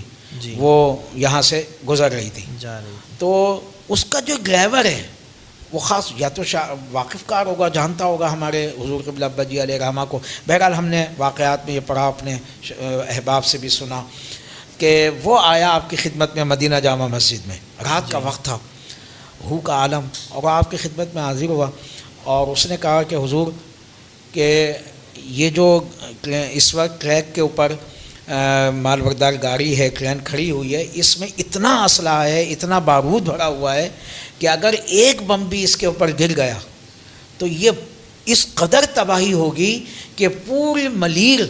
خاکستر ہو جائے گا اور آبادی کا نام و نشان تک نہیں رہے گا. یعنی اس نے اس خوف کا اظہار کیا. تو اس نے کہا حضور آپ دعا فرمائیں. تو آپ مدینہ مسجد ظاہر تھے, اسی میں ہی قیام تھا آپ کا, اسی سے ملک آپ کا گھر تھا اور شب و روز آپ کے وہیں گزرتے تھے, وہیں امامات, خطابات, درس و تدریس, قرآن کی تعلیم, مخلوق خدا کی خدمت, دم, تعویذات, حلقہ, سب کچھ وہیں ہوتا تھا. تو آپ اللہ کی بارگاہ میں حاضر ہو گئے اور گر گرا کر دعائیں کیں, سجدہ ریز ہوئے. تو اس کا اثر یہ ہوا کہ وہ جو بمبار جہاز تھے انہوں نے بم ضرور گرائے لیکن وہ کوئی ایک بم بھی اس ٹرین پر نہیں گرا, سبحان اللہ, بلکہ اطراف میں جو ویرانہ علاقہ تھا, آبادی کے بغیر تھا, وہاں گرے اور وہ سب ناکارہ بن گئے. تو یہ میں سمجھتا ہوں کہ ہمارے سیدی مرشدی علیہ رحمہ جو آپ نے فرمایا کہ قیام پاکستان میں یا پاکستان کی بقا اور سلامتی میں جو ان اولیاء کاملین کا کردار ہے وہ اظہر من الشمس ہے. اور ہر سلسلے کے بزرگوں کا یہی, جتنے بھی ہمارے یہ بزرگان دین ہیں, کراچی کے ہوں, پنجاب کے ہوں یا کسی بھی ہمارے پاکستان کے خطے کو, وہ یوں کہیے روحانی طور پر ہمارے وطن عزیز پاکستان کے محافظ ہیں. اور آج بھی اس وقت بھی جو یہ جنگ کے بادل منگلا رہے ہیں, ہم یہ دعا کرتے ہیں اور رجوع کرتے ہیں اپنے سیدی و سندی علیہ رحمہ کی بارگاہ میں بھی اور ان کے توسط سے دیگر اولیاء کاملین کی بارگاہ میں بھی کہ وہ روحانی طور پر بھی مدد فرمائیں. اور اللہ کریم سے بھی دعا کرتے ہیں کہ اللہ کریم جو ہے غیب سے ہماری مدد فرمائے اور افواج پاکستان کی, ہمارے وطن عزیز پاکستان کی, ہم مسلمانوں کی حفاظت فرمائے. اور پوری امت مسلمہ اس وقت آپ جانتے ہیں غزہ و فلسطین, شام و کشمیر کے مسلمانوں کی جو حالت زار ہے, جس طرح سے ان کو ظلم کا نشانہ بنایا جا رہا ہے, وہ اظہر من الشمس سے سب کچھ موجود ہے. تو اللہ کریم ان کی بھی غیب سے مدد فرمائے اور فتح یابی عطا فرمائے, بیت المقدس کو آزادی نصیب فرمائے, اور پوری امت مسلمہ کو اور پوری قوم کو, ہمارے وطن عزیز پاکستان کی پوری قوم کو اللہ تعالیٰ متفق اور متحد فرمائے. اچھا, ابھی آپ نے ایک بات کری نا, یہ مدینہ مسجد کا ذکر آ گیا, تو اس حوالے سے جو ہے نا مطلب میں اس بات کا اضافہ کروں کہ آپ پہلے تو جو آپ نے بتایا انوار القرآن کے نام سے آپ نے ملیل سٹی کے اندر ایک مدرسہ قائم کیا تھا, اس کے بعد پھر آپ یہاں غالباً 58 میں یا 59 میں آپ مدینہ مسجد تشریف لے آئے. تو جب مدینہ مسجد آ گئے تو اس وقت تو یہ بہت کچی اور چھوٹی مسجد ہوتی تھی, اور یہاں پر بھی آپ نے بڑا سخت وقت ایک گزارا شروع کے اندر, اور اپنی جھولی کے اندر مٹی بھر بھر کے لا کر اور مسجد کو جو ہے نا وہ اس کی بھرائی کیا کرتے تھے. اور رہائش کے لیے بھی جو ہے پرانے زمانے کے اگر جو احباب ہیں ان کو پتہ ہے کہ مسجد کے قبلے کی سمت میں مغربی سمت میں جو ہے نا وہ کچی دکانوں ٹائپ کی حجرے بنے ہوئے تھے اور ٹین کی چھتیں ہوتی تھی اس کے اندر, اور گرمی کا عالم ہوتا تھا اور لائٹوں کا تو آپ کو پتہ ہے کہ اتنی کوئی فراوانی نہیں تھی. تو یہاں پر اس ایک حجرے کے اندر آپ جو ہے نا وہ رہتے تھے اور مسجد کی خدمت بھی اور مسجد کے اندر جو ہے امامت بھی اور خطابت بھی, اور پھر ابتدائی سے آپ نے مدرسے کی بنیاد یہاں پر بھی ڈالی اور قرآنی تعلیم کا آغاز کیا. الممتاز مکتب رحمانی یہ تو بعد میں بنا نا, نام بعد میں آیا اس کا, لیکن مدرسہ کی بنیاد رکھی اور مدرسہ جو ہے نا وہ قائم کیا یہاں پر. تو ایک واقعہ مجھے یہ یاد آتا ہے کہ آپ نے فرمایا کہ ایک مرتبہ حضرت صاحب کا فون آیا اور کہنے لگے بھائی قاری صاحب آپ تو ایک چھوٹی سی مسجد میں جو ہے نا مطلب وہاں پر ہیں, اور ظاہر ہے کہ اس زمانے میں کیا جو ہے نا وہ وظیفہ جو ہے وہ ملتا ہوگا, ضروریات کے لیے ناکافی تھا. تو فرمانے لگے کہ بھائی قاری صاحب یہ جو میمن مسجد ہے یا آرام باغ, دو میں سے کسی ایک مسجد کا ذکر کیا کہ بھائی وہاں امام کی ایک ضرورت ہے اور آپ کو اللہ تعالیٰ نے اس دولت سے مالا مال کیا ہے, قرآن آپ بہت اچھا پڑھتے ہیں, تو آپ کی وہاں اچھی خدمت ہو جائے گی اور آپ وہاں پر جو ہے وہ چلے جائیں. تو آپ نے ادب کے ساتھ ان سے عرض کی کہ حضور یہ بھی اللہ کا گھر ہے اور وہ بھی اللہ کا گھر ہے, اور آپ ہی نے ہم کو سکھایا ہے کہ جہاں پہ بھی چلے جاؤ بس توکل اللہ کے اوپر کرنا ہے. تو میں تو بس اب جہاں بیٹھ گیا ہوں, میری اب خواہش یہ ہے کہ میں بس اپنی زندگی پھر یہیں پر پوری کروں. عظیمت تھی, ہاں بہت بڑی عظیمت ہے, بہت بڑی جو ہے نا مطلب, ورنہ ظاہری طور پر تو اگر کسی کو آگے بڑھنے کے مواقع میسر آتے ہیں تو سب بڑھتے ہیں, سب کو ضرورت ہوتی ہے, لیکن آپ نے پھر اسی مسجد کو پکڑا. اس مسجد کے اندر پھر آپ نے جو خدمات انجام دی, اس مسجد کو جس طریقے سے آپ لے کر چلے وہ تو بہت خال خال کسی کا نصیب ہوتا ہے, اور آخر عمر تک پھر جو آپ نے کہا تھا وہ آپ نے نبھایا بھی, اور اپنے وصال تک آپ اس مسجد کے اندر ہی امامت اور خطابت اور درس و تدریس اور مخلوق خدا کی خدمت اور حلقہ اور جو ہے نا ذکر اور جو ہے نا تعویذات وغیرہ, یہ سارے کام آپ نے پھر یہیں بیٹھ کر کیے. اور پھر آپ کو پتہ ہے کہ یہیں سے یہ رونق لگی کہ پھر یہ مدرسہ جو ہے یہ الممتاز مکتب رحمانی کے نام سے موسوم ہوا, اور پھر یہ رجسٹر ہوا, اور پھر یہ ایک مدرسہ ہوتا تھا, اور آج الحمدللہ اس پیرنٹ مدرسے سے کم و بیش اگر مطلب شعبہ بنات کو ہم علیحدہ کاؤنٹ کریں تو تقریباً کوئی 12 کے قریب مدارس جو ہے نا وہ وجود میں آ چکے ہیں الحمدللہ. یہ کاوشیں اس کام کو آگے بڑھایا. وہ تو وہ خیر یہ کہتے تھے کہ بھائی میں تو اپنے بھائی جان کے بچوں کے لیے کام کر رہا ہوں, اپنے بھائی جان کے مشن کو لے کر چل رہا ہوں, لیکن میرا بتانے کا مقصد یہ کہ اس کام کی ابتدا بھی آسان نہیں تھی, بہت کٹھن مراحل تھے, اور مطلب دنیا جو کہتے ہیں نا کہ اپنے رانائی کے ساتھ بھی بعض اوقات سامنے آتی ہے اور ایک آزمائش ہوتی ہے, تو آپ کی یہ بھی آزمائش ہوئی کہ وہاں سے اتنی بڑی مسجد ہوتی تھی, میمن مسجد ہو یا آرام باغ کی مسجد ہو, کوئی چھوٹی مسجدیں تو نہیں تھی اس طرح, مرکزی مسجدوں میں تھی, وہاں کے لیے آپ کو پیشکش ہوئی, لیکن آپ نے یہ راستہ اختیار کیا. آپ نے کہا کہ میں تو اللہ کے بغیر, یہ بھی اللہ کا گھر ہے وہ بھی اللہ کا گھر ہے. پھر اللہ نے ایسا قبول کیا کہ پھر آپ اس مدینہ مسجد کو آپ نے ایسا آباد کیا کہ یہاں سے پھر مدینہ منورہ کے سفر شروع ہوئے, اور آپ فرماتے تھے اور آپ کا یہ قول تھا کہ مدینہ مسجد سے مدینہ منورہ دور نہیں, اور یہ حقیقت ہے. اس کے تو ایک دو نہیں سینکڑوں گھرانے گواہ ہیں کہ جو مدینہ مسجد سے منسلک ہوا وہ مدینہ منورہ تک پہنچا ضرور ہے, تو اللہ تعالیٰ نے اسے وہاں تک رسائی ضرور عطا کی ہے. تو یہ ایک بہت بڑی خدمت تھی, بہت بڑا کام تھا کہ آپ نے یہاں پر, اور یہاں بڑے بڑے مطلب واقعات ہیں یہاں کے بھی اس دور کے, کہ لوگوں نے دوسرے امام کو لانے کے لیے جو ہے نا وہ بھی آپ کے لیے رکاوٹیں پیدا کریں, اور ایک نماز کے وقت جب آپ تشریف لائے تو جو ہے وہ مصلی کے اوپر وہ بیٹھا ہوا تھا, اور آپ نے جب اس سے کہا کہ تم ہٹو یہاں سے اس مصلی سے, تو اس نے مصلی کے نیچے سے چاقو نکال لیا, لیکن آپ کی ایک خاص وصف جو ہے جو ہم بیان کرنا بھول گئے کہ آپ نے جہاں اور بہت ساری تعلیم حاصل کی تھی وہاں فن بنوٹ کے بھی ماہر تھے، یعنی وہ آپ کو وہ فن آتا تھا کہ جس میں ایک چھڑی سے 10 سے 12 آدمی بڑی آسانی سے کنٹرول کیے جا سکتے، تو آپ تو اس فن کے بھی ماہر تھے. تو وہ ایک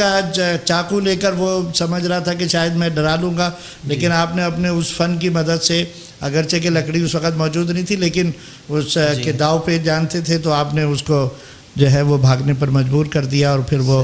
استقامت کے ساتھ آپ جو ہے وہ یہاں مدینہ مسجد میں رہے. اور الحمدللہ آج جتنے بھی مدارس ہیں یہ مطلب اسی مدرسے کی یہ پھول اور شاخیں ہیں نا، بالکل اسی کا ہی ثمر ہیں. تو اس میں پڑھانے والے ہوں، بلکہ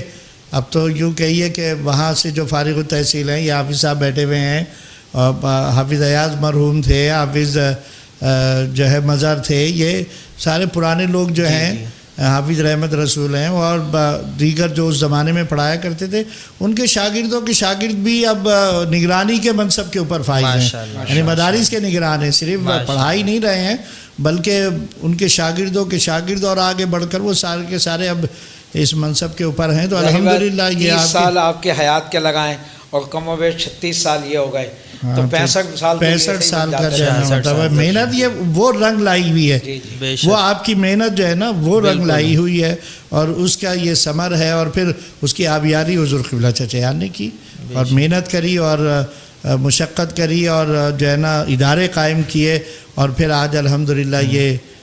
اس مقام کے اوپر یہ حلقہ رحمانی، الممتاز حلقہ رحمانی اس مقام کے اوپر اگر ہے تو یہ ان شخصیات کی محنت، ریاضت، مشقت اور ان کی لگن کی بدولت ہے. بے شک، ورنہ اگر یہ نہیں ہوتا تو کچھ بھی نہیں ہوتا. بہت سارے کام کرنے والے ہوتے ہیں، کام کرتے ہیں اور وہ دنیا سے چلے جاتے ہیں، ان کے کام بھی کچھ عرصے کے بعد بند ہو جاتے ہیں. لیکن یہ کمال ہے، اور اللہ کی طرف سے قبولیت کی ایک سند ہے. وہ کہتے تھے، ابا جی بھی کہتے تھے، قبولیت کی ایک سند یہ ہے کہ آپ کا کام قبول ہو، ایک مرتبہ آپ کرتے ہیں. قبولیت کی سند یہ ہے کہ دوبارہ اس کام کی آپ کو توفیق ملے. تو یہ کام، اور پھر وہ کہتے تھے بچپن کی بچوں کے اوپر محنت کرتے تھے، کہتے تھے اگر بھائی کسی بچے کے اوپر محنت کر لی اور اسے بنا دیا تو 30 سال تمہارا کام آگے بڑھ جائے گا. یہی کام ابا جی نے کیا اور یہی کام چچیان نے کیا. بے شک، الحمدللہ. اچھا، ماشاءاللہ گفتگو بہت اچھی جا رہی ہے، اور ابھی دل چاہ رہا ہے کہ بہت سارے سوالات کریں، لیکن ایک وقت بھی مختصر ہے، اور جو ہے ہر چیز کا کوئی نہ کوئی ایک ٹائم پیریڈ بھی ہوتا ہے. تو بس اب میں اپنے آخری سوال کی طرف آؤں گا قبلہ حافظ صاحب سے، کہ قبلہ ابا جی علیہ رحمہ کا سفر آخرت، وہ اس حوالے سے کچھ حالات و واقعات. اور علی بات یہ ہے کہ اس سفر کی رودات کو تو بیان کرنے کے لیے ذرا دل کو بھی ایک حوصلہ چاہیے. اتنی ایسی شخصیت جو ہے کہ جس نے، ہم لوگ شاگرد تھے نا، جی جب تک شاگرد تھے، پھر الحمدللہ انہوں نے بیعت بھی کیا، اور پھر اس کے بعد خلافت و اجازت. یہ حافظ صاحب بھی ابا جی کے خلفاء میں سے، اور آخری خلیفہ یہی ہیں. ابا جی کے حیات کے اندر جو آخری خلافت ملی وہ حافظ صاحب کو ملی ہے. تو ہمیں تو یہ تھا کہ ہماری پڑھائی ہو، جی، ہمارا کوئی بھی معاملہ ہو، ہمارے گھر والوں سے زیادہ اس کو دیکھنے والے ابا جی علیہ رحمہ تھے. اللہ، اسکول میں داخل کرانا ہے تو ابا جی نے کرانا ہے، وہاں کے ہمارے جو یونیفارم ہے، درسی کتب ہیں، تو ابا جی اس کو جو ہے نا، اور اپنی حیات کے اندر ہی انہوں نے فرمایا تھا کہ بیٹا یہ لائن چوز کی ہے نا تو آخر تک جانا. جی، یہ نہیں، انہوں نے کبھی یہ نہیں کہا کہ بس حافظ ہو گئے تو بہت ہو گیا، بہت کمال کر لیا تم نے. نہیں، انہوں نے یہی کہا کہ نہیں، آگے بڑھو، تعلیم بھی حاصل کرو، عصری تعلیم بھی حاصل کرو، اور اس کو بھی آگے تک لے کے جاؤ. یہ نہیں کہ جو ہے نا مطلب یہ حافظ صاحب بیٹھے، یہ اورنگی ٹاؤن سے ان کے والد صاحب جو ہے نا ان کو لے کر آئے تھے. یہ جو بہت چھوٹے، جب سے وہ چھوٹے حافظ جی کا لقب پڑا، جیسے ایک معروف ہو جاتا ہے تو لیکن ان کے اور بھی القاب ہیں ماشاءاللہ. روحانی حافظ کا بھی خطاب ان کو ملا ہوا ہے. تو وہ جو ہے وہ یہاں ابا جی کے پاس چھوڑ گئے تھے، یہ یہیں رہتے تھے. ہمارا گھر تو تھا قریب لیکن ان کا تو بہت دور تھا، تو یہ یہیں رہتے تھے. پھر یہیں پر ہی جو ہے نا مطلب ان کی ساری ضروریات کی تکمیل ابا جی خود فرمایا کرتے تھے. پڑھائی کا خیال کرنا ہے، اسکول کا، مدرسے کا، کالج کا، یونیورسٹی تک، یہ سارے خیال ابا جی علیہ الرحمہ نے ہی کیے ہیں. تو وہ ایک ایسی ذات تھی کہ ان کی جو ہے طبیعت آخر دور کے اندر علیل رہنے لگی تھی. تو اچھا ایک بات اللہ والوں کے اندر یہ ہوتی ہے کہ وہ کبھی بھی یہ نہیں چاہتے کہ صرف میری پہچان ہو، جی وہ دوسروں کو آگے بڑھاتے ہیں. اور خاص طور سے ہم تو شاگرد تھے تو ہم لوگوں کو تو آخری 2-3 سالوں کے اندر 4 سالوں کے اندر آپ کا یہ معمول ہو گیا تھا کہ چونکہ ہارٹ کی تکلیف ہو گئی تھی، ڈاکٹروں نے بولنے سے چیخ کر بولنے سے منع کر رکھا تھا. اتنی اچھی اس وقت سہولیات بھی نہیں ہوتی تھیں طبی، لیکن بہرحال پھر بھی تو ابا جی علیہ الرحمہ نے یہ معمول بنا لیا تھا کہ جمعے کے دن جو ہے وہ ہم 4 جو ہے وہ ایک جمعہ ہمارے ذمے ہوتا تھا. ایک حافظ غلام جیلانی تھے، حافظ ایاز اقبال مرحوم، حافظ اعجاز الوارث صاحب، اور ایک میں ہم 4 کو ایک جمعہ ملتا تھا. ایک جمعے کو ہم لوگ بیان کرتے تھے، بڑھاتے تھے آگے اور کبھی پیچھے نہیں رہنے دیا. یعنی اگر ہم بھاگتے بھی تھے تو پکڑ لیا کرتے تھے، انہوں نے کبھی جانے نہیں دیا.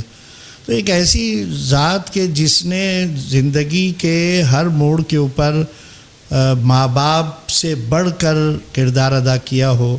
اس کا جب آخری وقت آئے اور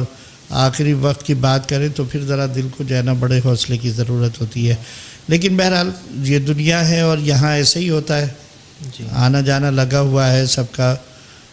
تو کبھی ہم نے سوچا نہیں تھا، کبھی ذہن کے اندر کوئی بات بھی ایسی نہیں، بیماری کے باوجود بھی کبھی یہ بات نہیں آئی تھی کہ ابا جی علیہ الرحمہ کا وصال ہوگا. لیکن ایک بیماری ایسی ہو گئی. پھر آپ کرفیو کا زمانہ تھا، کافی جو ہے وہ سخت علیل ہوئے. تو ابا جی علیہ الرحمہ جو ہے نا وہ اس وقت بھی ایک مرتبہ تو یہ ہوا کہ آپ ڈاکٹروں نے آنے سے روک رکھا تھا، لیکن آپ ڈاکٹروں کی اجازت سے آئے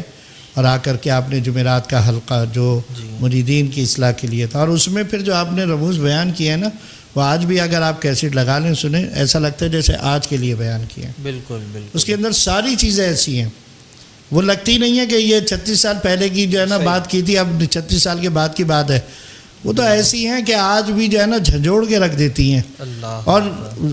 نظم و ضبط بھی دیتی ہیں. ایک جو ہے نا حلقے کے نظام کو بھی وضع کرتی ہیں وہ چیزیں، وہ بھی اس کے اندر موجود ہیں. تو آپ نے جو ہے نا وہ آ کر کے بیان کی تھی. پھر اس کے بعد اور علیل ہو گئے تو سخت علیل ہوئے. آپ نے تو یہ ارشاد فرمایا تھا کہ بھائی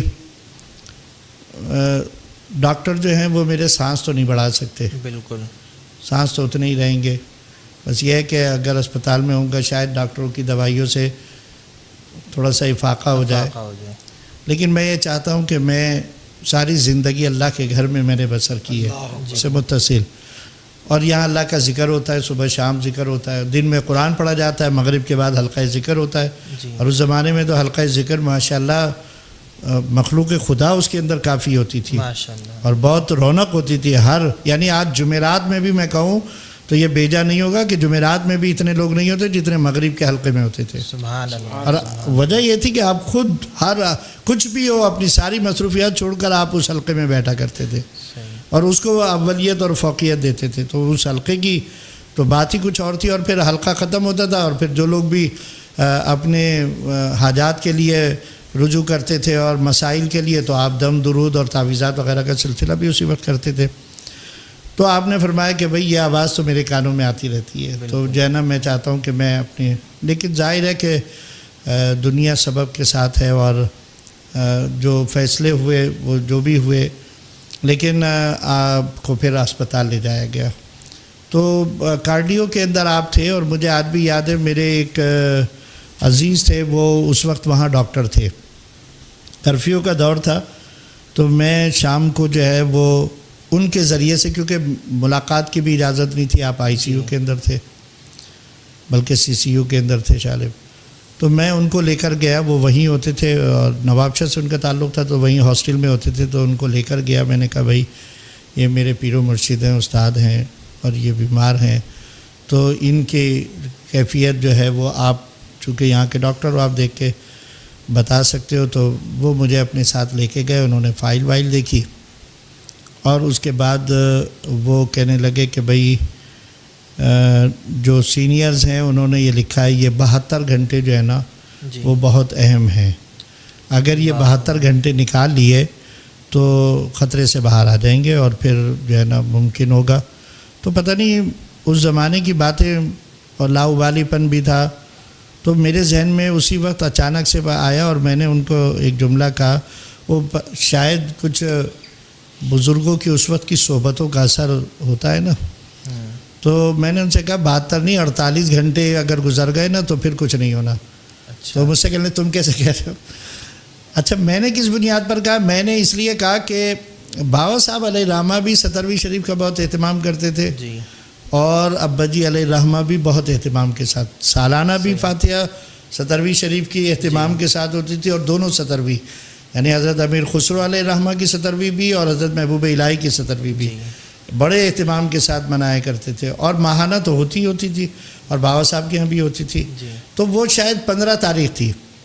تو میں نے کہا کہ یہ 48 گھنٹے اگر نکل گئے نا، یعنی یہ انہوں نے کہا کیسے کہہ رہے ہو؟ میں نے کہا یہ چاند کی 17 اگر نکل گئی نا تو انشاءاللہ ان کو کچھ نہیں ہونا. 15 تاریخ. ہاں تو میں نے ان سے یہ کہا، تو یہ ایک اپنی دل کی بس اس وقت کی ایک بات تھی. تو وہ ہوا یہی کہ وہ 17 تاریخ ہی آپ کو ملی. وہ 17 تاریخ ہی گزر نہیں سکی اور جو ہے وہ پھر آپ کا وصال مبارک ہو گیا. وہیں اسپتال میں کرفیو لگا ہوا تھا، تو وہیں پر ہی بھائی اقبال آستانے سے وہاں سے تشریف لائے، حضرت صاحب کے یہاں سے چشیان بھی تھے وہیں پر ہی اور بھی دیگر احباب بھی تھے. تو کرفیو کی وجہ سے پھر یہ فیصلہ ہوا کہ بھئی ابھی رات میں جو ہے وہ بابا حضرت صاحب کے آستانے پر لے جاتے ہیں اور وہیں پر ہی غسل وغیرہ دے کر ان کے حجرہ خاص کے اندر جو ہے وہاں پر آپ کو رکھا جائے گا. اور صبح جب کرفیو ختم ہوگا تو پھر جو ہے وہ یہاں مدینہ مسجد لایا جائے گا. اچھا اس وقت جب وصال ہوا اس وقت ہم لوگ تو یہاں ملیر میں ہی تھے اور کرفیو لگا ہوا تھا، اور جب اسپیکر پہ اعلان ہوا، بلکہ ہمارے ایک پیر بھائی تھے محمد شاہد خان ممتازی رحمانی، تو میں جہاں تھا تو وہ جناب ان تک اطلاع پہنچی ہوگی تو وہ دیوانہ وار پاگلوں کی طرح سے ننگے پیر وہ دوڑتے ہوئے آئے، مجھے دیکھا حافظ صاحب ابا جی، پتہ چل گیا. میں اس سے پہلے شام کو ہو کر ہی آیا تھا اسپتال سے، تو اس کریٹیکل پوزیشن کو دیکھا تھا. تو کرفیو میں جب اعلان ہوا نا تو سارا کرفیو پھر دھرا کا دھرا رہ گیا. ایسا ہی ہر گھر سے اور ہر گلی سے جو ہے نا وہ ابا جی کو لوگ یاد کرتے ہوئے اور روتے ہوئے اپنے گھروں سے نکل کر آ گئے مدینہ مسجد میں. میں تو پھر خیر وہاں چلا گیا تھا اسپتال، لیکن ایک رش لگ گیا تھا کرفیو ہونے کے باوجود جو ہے نا. اور وہ فوجی بھی دیکھ رہے تھے، ان کو بھی پتہ تھا کہ بھئی یہ ایک معروف یہاں کی ہستی ہیں اور ان کا وصال مبارک ہوا ہے، تو لوگ کرفیو کی فوجیوں کی کوئی پرواہ نہیں کری تھی کسی نے. تو پھر ہم لوگ وہاں جو ہے چچیان نے فیصلہ کیا، وہاں گئے حضرت صاحب کے یہاں. وہاں پر مقتدر حلقے کے جو احباب تھے انہوں نے غسل مبارک دیا آپ کو، اور پھر غسل دے کر اور پھر کفن وغیرہ جو ہے نا وہ پہنا کر آپ کو حضرت صاحب کے حجرہ خاص میں رکھا. اور پھر صبح فجر کی نماز کے بعد اور ساری رات پھر وہاں بیٹھ کے حفاظ تھے وہ تلاوت قرآن کرتے رہے، ساری رات ہوتی رہی وہاں ان کے قرب میں بیٹھ کر. اور پھر صبح فجر کے بعد جو ہے وہ آپ کا جسد خاکی جو ہے وہ پھر بس کے ذریعے جو ہے وہ یہاں لایا گیا. اور یہاں لانے کی دیر تھی، ایک جمع غفیر موجود تھا اور دھاڑے مار مار کے لوگ رو رہے تھے، اور اس میں خواتین بھی تھیں، مرد بھی تھے، بچے بھی تھے، بڑے بھی تھے، اہل محلہ بھی تھے، اہل حلقہ بھی تھے. ایک جمع غفیر تھا جو ابا جی علیہ الرحمہ کے اس جدائی اور مفارقت کے اوپر جو ہے وہ برداشت نہیں کر پا رہا تھا. اور پھر آپ کو یہاں مدینہ مسجد کے اندر رکھا گیا. اور پھر لیکن ایک چیز میں آپ کو پھر بتاؤں، اور پھر وہ جو ہے اس کا فیصلہ ہوا. اچھا کچھ عرصے پہلے ابا جی نے خود اپنی جگہ کی نشاندہی بھی فرما دی تھی، کئی ایک احباب کو فرمائی تھی. اور یہ بتا دیا تھا کہ بھائی میں نے ساری زندگی اسی جگہ پر گزاری ہے، یہیں جہاں آج آپ کا مزار مبارک ہے یہیں ہمارا مدرسہ ہوتا تھا، ہم لوگ اسی جگہ پر پڑھا کرتے تھے، اور پھر یہیں پر ہی آپ مخلوق خدا کی خدمت کا فریضہ بھی ہے، حلقہ ذکر بھی یہیں ہوتا تھا، یعنی یہ ایک جگہ جو تھی آپ نے فرمایا کہ بھائی سب نے جانا ہے تو مجھے پھر یہاں پر رکھنا، تو وہ آپ کی وصیت کے مطابق وہاں پر وہ جگہ تیار کی گئی تھی، اور پھر جنازے کے لیے طے ہوا کہ بابا صاحب، اب یہ دیکھیں کہ یہ ایک اللہ کے ولی کی کیسی کرامت ہے کہ اپنے مرشدان گرامی کے آستانے کو دنیا سے جانے کے بعد بھی نہیں چھوڑا۔ یہ درس ہے زندہ لوگوں کے لیے، مریدین کے لیے، اپنے شیخ سے محبت کری تو ایسی اسباب چاہے اس کے کچھ بھی بنے، بالکل بھی کہیں اور پہ بھی وہیں اسپتال میں بھی رکھا جا سکتا تھا، جی بالکل وہیں پہ جو ہے نا عموماً لوگوں کو رکھا جاتا ہے، جی سرد خانے میں رکھ دیا جاتا ہے، لیکن آپ نے اپنے وصال کے بعد بھی اپنے مرشدان گرامی کا آستانہ نہیں چھوڑا۔ ایک مرشد کے آستانے پر گئے، وہاں پر غسل وغیرہ دیا گیا، کفن کا انتظام ہوا، ساری رات ان کے حجرہ خاص میں رہے، اس کے بعد واپس اپنی جگہ پر آئے، اور جنازے کے لیے یہ بہت بڑی جگہ تھی، مدینہ مسجد کوئی کم تھوڑی تھی، اور یہیں تدفین ہونی تھی، تو یہ کون سی قوت کام کر رہی تھی جس نے یہ فیصلے کرائے کہ نہیں آپ کا جو ہے وہ جنازہ جو ہے بابا صاحب کے یہاں ہوگا۔ بابا صاحب کے یہاں تو کوئی ایسی وہ جگہ نہیں تھی، یعنی مطلب قریب ہو یا وہیں پر ہی تدفین ہونی ہو یا کوئی اور ایسے معاملات ہوں، ضرورت نہیں تو تھی وہاں۔ مدینہ مسجد سے آپ کے جسد خاکی کو لایا گیا، بڑے بڑے بانس جو ہیں وہ ایک دوسرے کے ساتھ جوڑے گئے، اور آپ کے کو یہاں لایا گیا، اور یہاں پر آ کر کے آپ کا جنازہ ادا کیا گیا۔ یعنی جو اپنے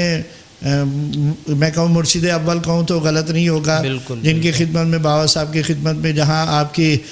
جو ہے وہ زمین تیار ہوئی، اور جہاں آپ کی آبیاری ہوئی، جہاں آپ کے باطن کو سنوارا گیا اور آپ کو جو ہے وہ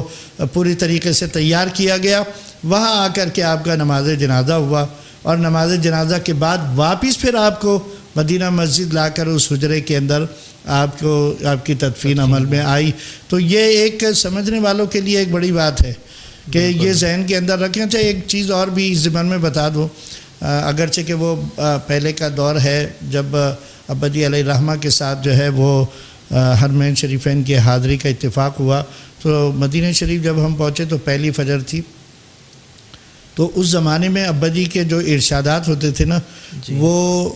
رحمانی بندوں کی صفات کے اوپر بہت زیادہ ہوتے تھے، اور اکثر آپ سورہ فرقان کی آیات وعباد الرحمن الذین یمشون علی الارض ہونا اس کو بہت تلاوت کرتے تھے، ارشادات کے اندر اسی کی تشریح اور وضاحت کرتے تھے، اور چاہتے تھے کہ جتنے بھی میرے حلقے کے اندر لوگ ہیں ان کے اندر یہ صفات پیدا ہوں۔ تو پہلی فجر کی نماز تھی، تو وہ جو ہے نا وہ تشریف لے گئے جب وہاں فجر میں، تو فجر کی پہلی رکعت میں ہی امام صاحب نے بجائے مطلب رکوع شروع ہوتا ہے تبارک الذی جعل فی السماء بروجا، تو وہاں سے پڑھنا چاہیے تھا، انہوں نے تلاوت ہی وعباد الرحمن الذین یمشون علی الارض ہونا سے کی، تو تلاوت کر لی، نماز ہو گئی، کوئی بات نہیں، جو ہے نا پھر وہ واپس اپنے رہائش گاہ پہ تشریف لے آئے۔ تو پھر آپ نے جو ہے نا وہ ارشاد فرمایا کہ بھائی کسی نے آج فجر کی نماز پر کوئی غور کیا، تو بس جو ہے وہ ان کی نگاہیں تھیں اور شفقت تھی، تو میں نے کہا حضور جو آپ تعلیم دیتے ہیں ہمیں، وہ تعلیم کی پہلی جو ہے نا پہلی نماز کی پہلی رکعت میں انہی آیات کی تلاوت کروا کے ہمارے لیے حضور کے بارگاہ سے یہ تصدیق ہو گئی کہ جو تمہیں تعلیم دی جاتی ہے وہ یہی ہے، یہی صحیح ہے تعلیم۔ سبحان اللہ، قرآن تو پورا ہی ہے، کہیں سے بھی تلاوت ہوتی، تو بڑے خوش ہوئے بدی کہ ہاں یہی میں جاننا چاہ رہا تھا، کسی نے خود سے تو اظہار کیا نہیں، اس لیے میں نے سوال کیا کہ آج کسی بات پر غور کیا کہ نہیں کیا۔ تو یہ تھی جو ہے نا مطلب باتیں ہوتی ہیں باطنی کہ جو ہے نا مطلب ان کی نگاہیں، ان کی شفقتیں، کہ وہاں سے تصدیق آپ کی تعلیم کے اوپر نبی کریم صلی اللہ علیہ وسلم کی طرف سے کہ جو بتایا اور سکھایا جا رہا ہے یہی اصل تعلیم۔ رحمان کے بندے ہیں ہی وہ جو اکڑ کے نہیں چلتے، جو عاجزی کے ساتھ دنیا زمین کے اوپر چلتے ہیں، جو لڑائی جھگڑا نہیں کرتے ہیں، جو کوئی جھگڑے تو اسے بھی سلام کر کے ایک طرف ہو جاتے ہیں، یہی رحمانی بندوں کی صفات ہیں۔ رحمانی بندے نہیں ہیں جو بغض و عداوت رکھتے ہیں، جو کینہ رکھتے ہیں اپنے دل کے اندر، جو دوسرے کو نیچا دکھانا چاہتے ہیں، جو اپنی بڑائی اور برتری اور غرور اور فخر کے اندر رہتے ہیں، جو اپنی نگاہیں جو ہے نا وہ اور طریقے سے رکھتے ہیں، وہ رحمانیوں سے ان کا کوئی تعلق نہیں ہے۔ وہ لاکھ اپنے آپ کو رحمانی کہیں لیکن وہ رحمانی نہیں ہے۔ رحمانی وہی ہیں جو ابا جی علیہ الرحمہ کی تعلیم کے اوپر ہیں، جو انہوں نے دی، وعباد الرحمن الذین یمشون علی الارض ہونا وَإِذَا خَاطَبَهُمُ الْجَاهِلُونَ قَالُوا سَلَامًا۔ اور آگے ساری صفات جو ہیں وہ اللہ نے ان بندوں کی، راتوں کو اٹھنا، نمازوں کی پابندی، کسی کو دکھ نہیں دینا، یہ ساری صفات جو اس رکوع کے اندر بیان ہوئی ہیں، یہی رحمانی بندوں کی صفات میں آپ بھی بیان کرتے تھے۔ تو یہ ابا جی علیہ الرحمہ کی ایک شان تھی اور آپ کا ایک مقام تھا۔ تو ہم لوگ بھول گئے، بہت دور نکل گئے۔ اللہ کرے کہ ہم دوبارہ یاد کر لیں اپنے پیشواؤں کی ان باتوں کو۔ آج جو ذکر کیا تو یہ پرانی باتیں یاد آئیں نا کہ یہ کیا کیا باتیں تھیں، تعلیم کیا ہے ان کی، کس طریقے سے انہوں نے اپنی زندگی کو وقف کیا، قربان کیا۔ کتنا بڑا واقعہ تھا جب حضرت قبلہ بھائی جان علیہ الرحمہ کا وصال ہوا۔ اس وقت ابا جی علیہ الرحمہ بڑے سخت علیل تھے، گردوں میں بھی تکلیف تھی، بخار بھی تھا، اور جب بھائی جان کے ایکسیڈنٹ کی اطلاع آئی ہے تو آپ خود اٹھ کر، اور یہ بھائی جان کی بھی دیکھیں انہوں نے کیسی تربیت کری تھی۔ اب اتنا وقت نہیں ہے کہ میں اس کے اوپر جاؤں، لیکن آپ خود اٹھ کر آئے، حلقے میں بیٹھ گئے، اور پھر جب میجر التفات صاحب اور چچا جان اسپتال سے آئے اور یہ خبر اس کا اعلان کیا، تو جو سامنے لوگ بیٹھے تھے، بھائی جان کے سارے ساتھی تھے، شمس الدین بھائی اور ظہور علی بھائی اور اسماعیل بھائی، اور یہ سارے کے سارے یہ سب کی چیخیں نہیں، رونا شروع کر دیا زور زور سے، آوازوں سے۔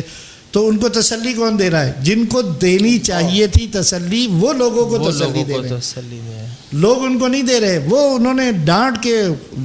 اور اپنے غصے کے ساتھ سب کو خاموش کرایا۔ خبردار اگر کسی کی آواز نکلی، میرے سے زیادہ تمہیں اس سے محبت تھی، وہ میرا بیٹا بھی تھا، میرا شاگرد بھی تھا، میرا محبوب بھی تھا، میں اگر برداشت کر سکتا ہوں تو تم لوگ کیوں جو ہے نا، یہ اتنی بڑی بات تھی۔ اور پھر یہ نہیں ہوا کہ بھئی یہ ایسی خبر آ گئی تو ہبڑ دبڑ اور حلقہ جو ہے نا وہ ختم اور بس جو ہے نا اس میں نہیں، آپ نے کہا حلقہ اسی طریقے سے ہوگا جیسے ہوتا ہے۔ پھر حضرت صاحب اپنے آستانے سے تشریف لائے اور انہوں نے دیکھا کہ قاری صاحب بھی حلقے میں بیٹھے ہوئے، ان کے مریدین بھی بیٹھے ہوئے ہیں، تو انہوں نے اپنے ارشادات میں فرمایا کہ اس فقیر نے ایک کتاب میں یہ پڑھا تھا کہ حضرت خواجہ قطب الدین بختیار کاکی رحمۃ اللہ علیہ کا یہ واقعہ کہ ان کے بیٹے کا، چھوٹے سے بیٹے کا وصال ہوا، خادم نے آ کے عرض کی تو آپ اپنے حلقے میں ہی درس و تدریس کے لیے بیٹھے رہے، آپ اٹھ کے نہیں گئے، آپ نے فرمایا جاؤ جا کر کے غسل اور ان کے کفن وغیرہ کا بندوبست کرو۔ تو آج میں دیکھ رہا ہوں تاریخ وہ دہرا رہی ہے کہ قاری صاحب کے جمع سال اور اتنی صفات کے حامل بچے کا ایکسیڈنٹ ہوا اور اس کا انتقال ہو گیا، اور قاری صاحب حلقے میں ہیں، حلقہ ہی لے رہے ہیں، حلقہ ذکر میں بیٹھے ہوئے ہیں، درس و تدریس کے اندر ہیں، اصلاح کے لیے بیٹھے ہوئے ہیں۔ تو یہ تاریخ اپنے آپ کو دہرا رہی ہے، تو یہ بہت کمال بات تھی۔ یہ ہمارے لیے مشعل راہ ہیں یہ ساری باتیں، اور ہمیں دیکھنا چاہیے اور اپنانا چاہیے، اور ہمیں اگر ان کی روح کو ہم خوش کرنا چاہتے ہیں اور اگر ہم ان سے اکتساب فیض کرنا چاہتے ہیں تو ہمیں ان کی تعلیمات کو ہی اپنانا ہوگا۔ ہم ظاہری طور پر ہم کہیں ابا جی سے ہمیں بڑی محبت ہے، ابا جی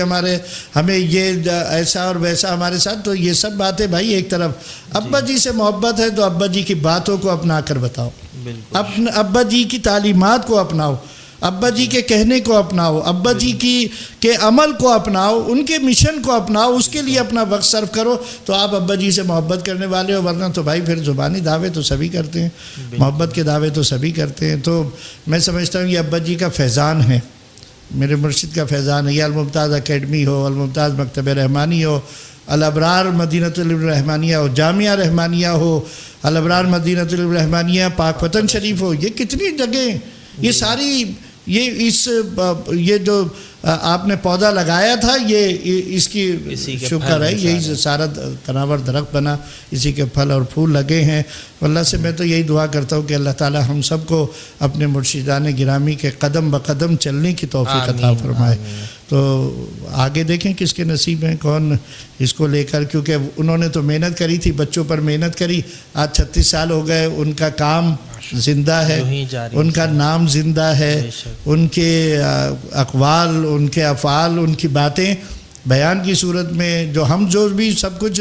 آپ کو سنا رہے ہیں یا بتا رہے ہیں سب کچھ انہی سے سنا ہوا انہی کا دیکھا ہوا وہی چیزیں بیان کر رہے ہیں، تو یہ سب کچھ انہی کی عنایتیں ہیں، انہی کی توجہات ہیں، انہی کی دعائیں ہیں، انہی کا روحانی فیض ہے۔ تو اللہ سے میری تو یہی دعا ہے کہ اللہ تعالی ہم رہیں نہ رہیں قیامت تک ان سارے کاموں کو یوں ہی جاری اور ساری رکھے، اور اللہ تعالی اس میں خدمت کرنے والے اسی طرح پیدا ہوتے رہیں اور یہ کام یوں ہی جاری اور ساری رہیں بس۔ آمین ثم آمین۔ ماشاءاللہ بہت ہی حاضرین اور ناظرین بہت ہی خوبصورت انداز میں اور بہت ہی پرکیف جذبات کے ساتھ قبلہ حافظ صاحب نے اور قبلہ حافظ جی نے قبلہ ابا جی علیہ رحمہ کی سوانح حیات پر روشنی ڈالی، گفتگو کی، اور اس سے جو آپ علیہ رحمہ کی زندگی سے جو سبق ہمیں ملتا ہے یا جن جن گوشوں پر ہمیں عمل کرنے کی ضرورت ہے ان کی طرف ہماری توجہ دلائی۔ میں امید کرتا ہوں کہ یہ پروگرام، یہ نشست نہ صرف میرے لیے بلکہ آپ سب کے لیے بھی مشعل راہ ضرور بنے گا۔ ہماری ٹیم کو اور قبلہ حافظ صاحب کو، قبلہ حافظ جی کو جو ہے آپ سب اپنی پرخلوص دعاؤں میں یاد رکھیں، اور میں بالخصوص قبلہ حافظ صاحب کا اور قبلہ حافظ جی کا تہہ دل سے مشکور ہوں کہ آپ نے اپنی مصروفیات میں سے وقت نکال کر اور اپنی طبیعت کی ناسازگی کے باوجود بھی وقت دیا ہمیں۔ اللہ تعالیٰ آپ دونوں کو صحت و عافیت کے ساتھ عمر دراز عطا فرمائے۔ قبلہ اچھا علی بھائی انٹرپٹ کر رہا ہوں آپ کو، میں چاہوں گا جی اب آخری مراحل میں داخل ہے ہماری گفتگو، بلکہ مکمل ہی ہو چکی آپ نے فرمایا، لیکن ہمارے درمیان حلقہ رحمانی کے معروف ثناخواں شیخ محمد عظیم رحمانی موجود ہیں، تو کیوں نہ ان سے صاحب عرس حضرت قبلہ کعبہ الحاج الحافظ القاری ممتاز احمد رحمانی جی رحمۃ اللہ تعالی علیہ کی بارگاہ اقدس میں گلہائے منقبت شریف پیش کروا دیے جائیں۔ میں بھی یہی چاہ رہا تھا کہ عظیم بھائی جو ہیں یہ موجود ہیں یہاں پر، تو ان کو جو ہے نا وہ موقع دینا چاہیے، اور منقبت جو ہے وہ ابا جی علیہ الرحمہ کی جو ہے وہ ضرور اس کا حصہ بنانا چاہیے۔ تو عظیم بھائی تشریف لائیں اور جو ہے حضور ابا جی علیہ الرحمہ کے حضور جو ہے ہدیہ منقبت شریف پیش فرمائیں۔ اچھا، اس موقع پہ جو ہے نا قبلہ یہ ابا جی علیہ الرحمہ اور عظیم بھائی کے تعلق کے حوالے سے ایک بات جو عظیم بھائی نے بتائی کہ یہ چھوٹے سے تھے اور مغرب کے حلقے میں آ کے جو ہے نا ایک دن سب سے آخر میں پیچھے بیٹھ گئے، تو ابا جی نے کہا آگے آؤ نعت پڑھو، تو انہوں نے یوں اشارہ کیا نہیں ہے، مطلب کہا ڈائری نہیں ہے، اور آج الحمدللہ جو ابا جی نے ان کو آگے بلایا تھا تو یہ آج اتنا آگے ہیں کہ یہ مدارس رحمانیہ میں نعت خوانی کے معلم ہیں، یہ ماشاءاللہ نعت سکھا رہے، تو فقیر کی نگاہ کہاں دیکھ رہی تھی کہ ان کو پیچھے سے بلا کر آگے بلا لیا، کہا کہ جنا نعت پڑھو، اور یہ اپنے تئیں یہ کہنے لگے کہ میرے پاس وہ ڈائری نہیں، لیکن انہوں نے اس وقت بلایا اور آج اس کا ظہور ہے۔ بالکل ایسا ہی ہے، مطلب یہ دونوں بھائی مل کر پڑھتے تھے، اب سب کی اپنی اپنی مصروفیات ہوں گے، ورنہ شیخ محمد وسیم رحمانی اور شیخ محمد عظیم رحمانی برادران حلقہ رحمانی کی پہچان تھے۔ نہیں یہی نہیں پڑھتے تھے بھائی، ان کے والد صاحب بھی پڑھتے تھے، شیخ محمد اسماعیل رحمانی، یہ شمس الدین بھائی اور ظہور علی بھائی کے ساتھ یہ لوگ بیٹھ کے، تو یہ تو گھرانہ ماشاءاللہ، یہ تو ہم ویسے بھی کہتے ہیں، تو یہ پرانے رحمانی چار نسلیں، ان کے دادا رحمانی، ان کے والد رحمانی، یہ رحمانی، ان کی اولاد رحمانی ماشاءاللہ۔ تو عظیم بھائی سے ہدیہ منقبت شریف حضور ابا جی علیہ الرحمہ کے حضور۔ مہکا ہوا ہے ذکر نبی سے گلزار ممتاز قلندر، مہکا ہوا ہے ذکر نبی سے گلزار ممتاز قلندر، جگمگ جگمگ جگمگ جگمگ نور سے روشن دربار ممتاز قلندر، مہکا ہوا ہے حسبی ربی جل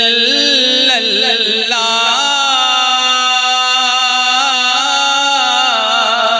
ما فی قلبی غیر اللہ، ان دو میٹھے بولوں سے ہے، ان دو میٹھے بولوں سے ہے گفتار ممتاز قلندر، جگمگ جگمگ جگمگ جگمگ نور سے روشن دربار ممتاز قلندر مہکا ہوا ہے۔ بابا فرید اور غوث الاعظم شاہ ولایت قطب مکرم، ان سب کا دیدار یقینی، ان سب کا دیدار یقینی، دیدار ممتاز قلندر، ان سب کا دیدار یقینی، دیدار ممتاز قلندر مہکا ہوا ہے۔ گنبد سبز حتیم کعبہ،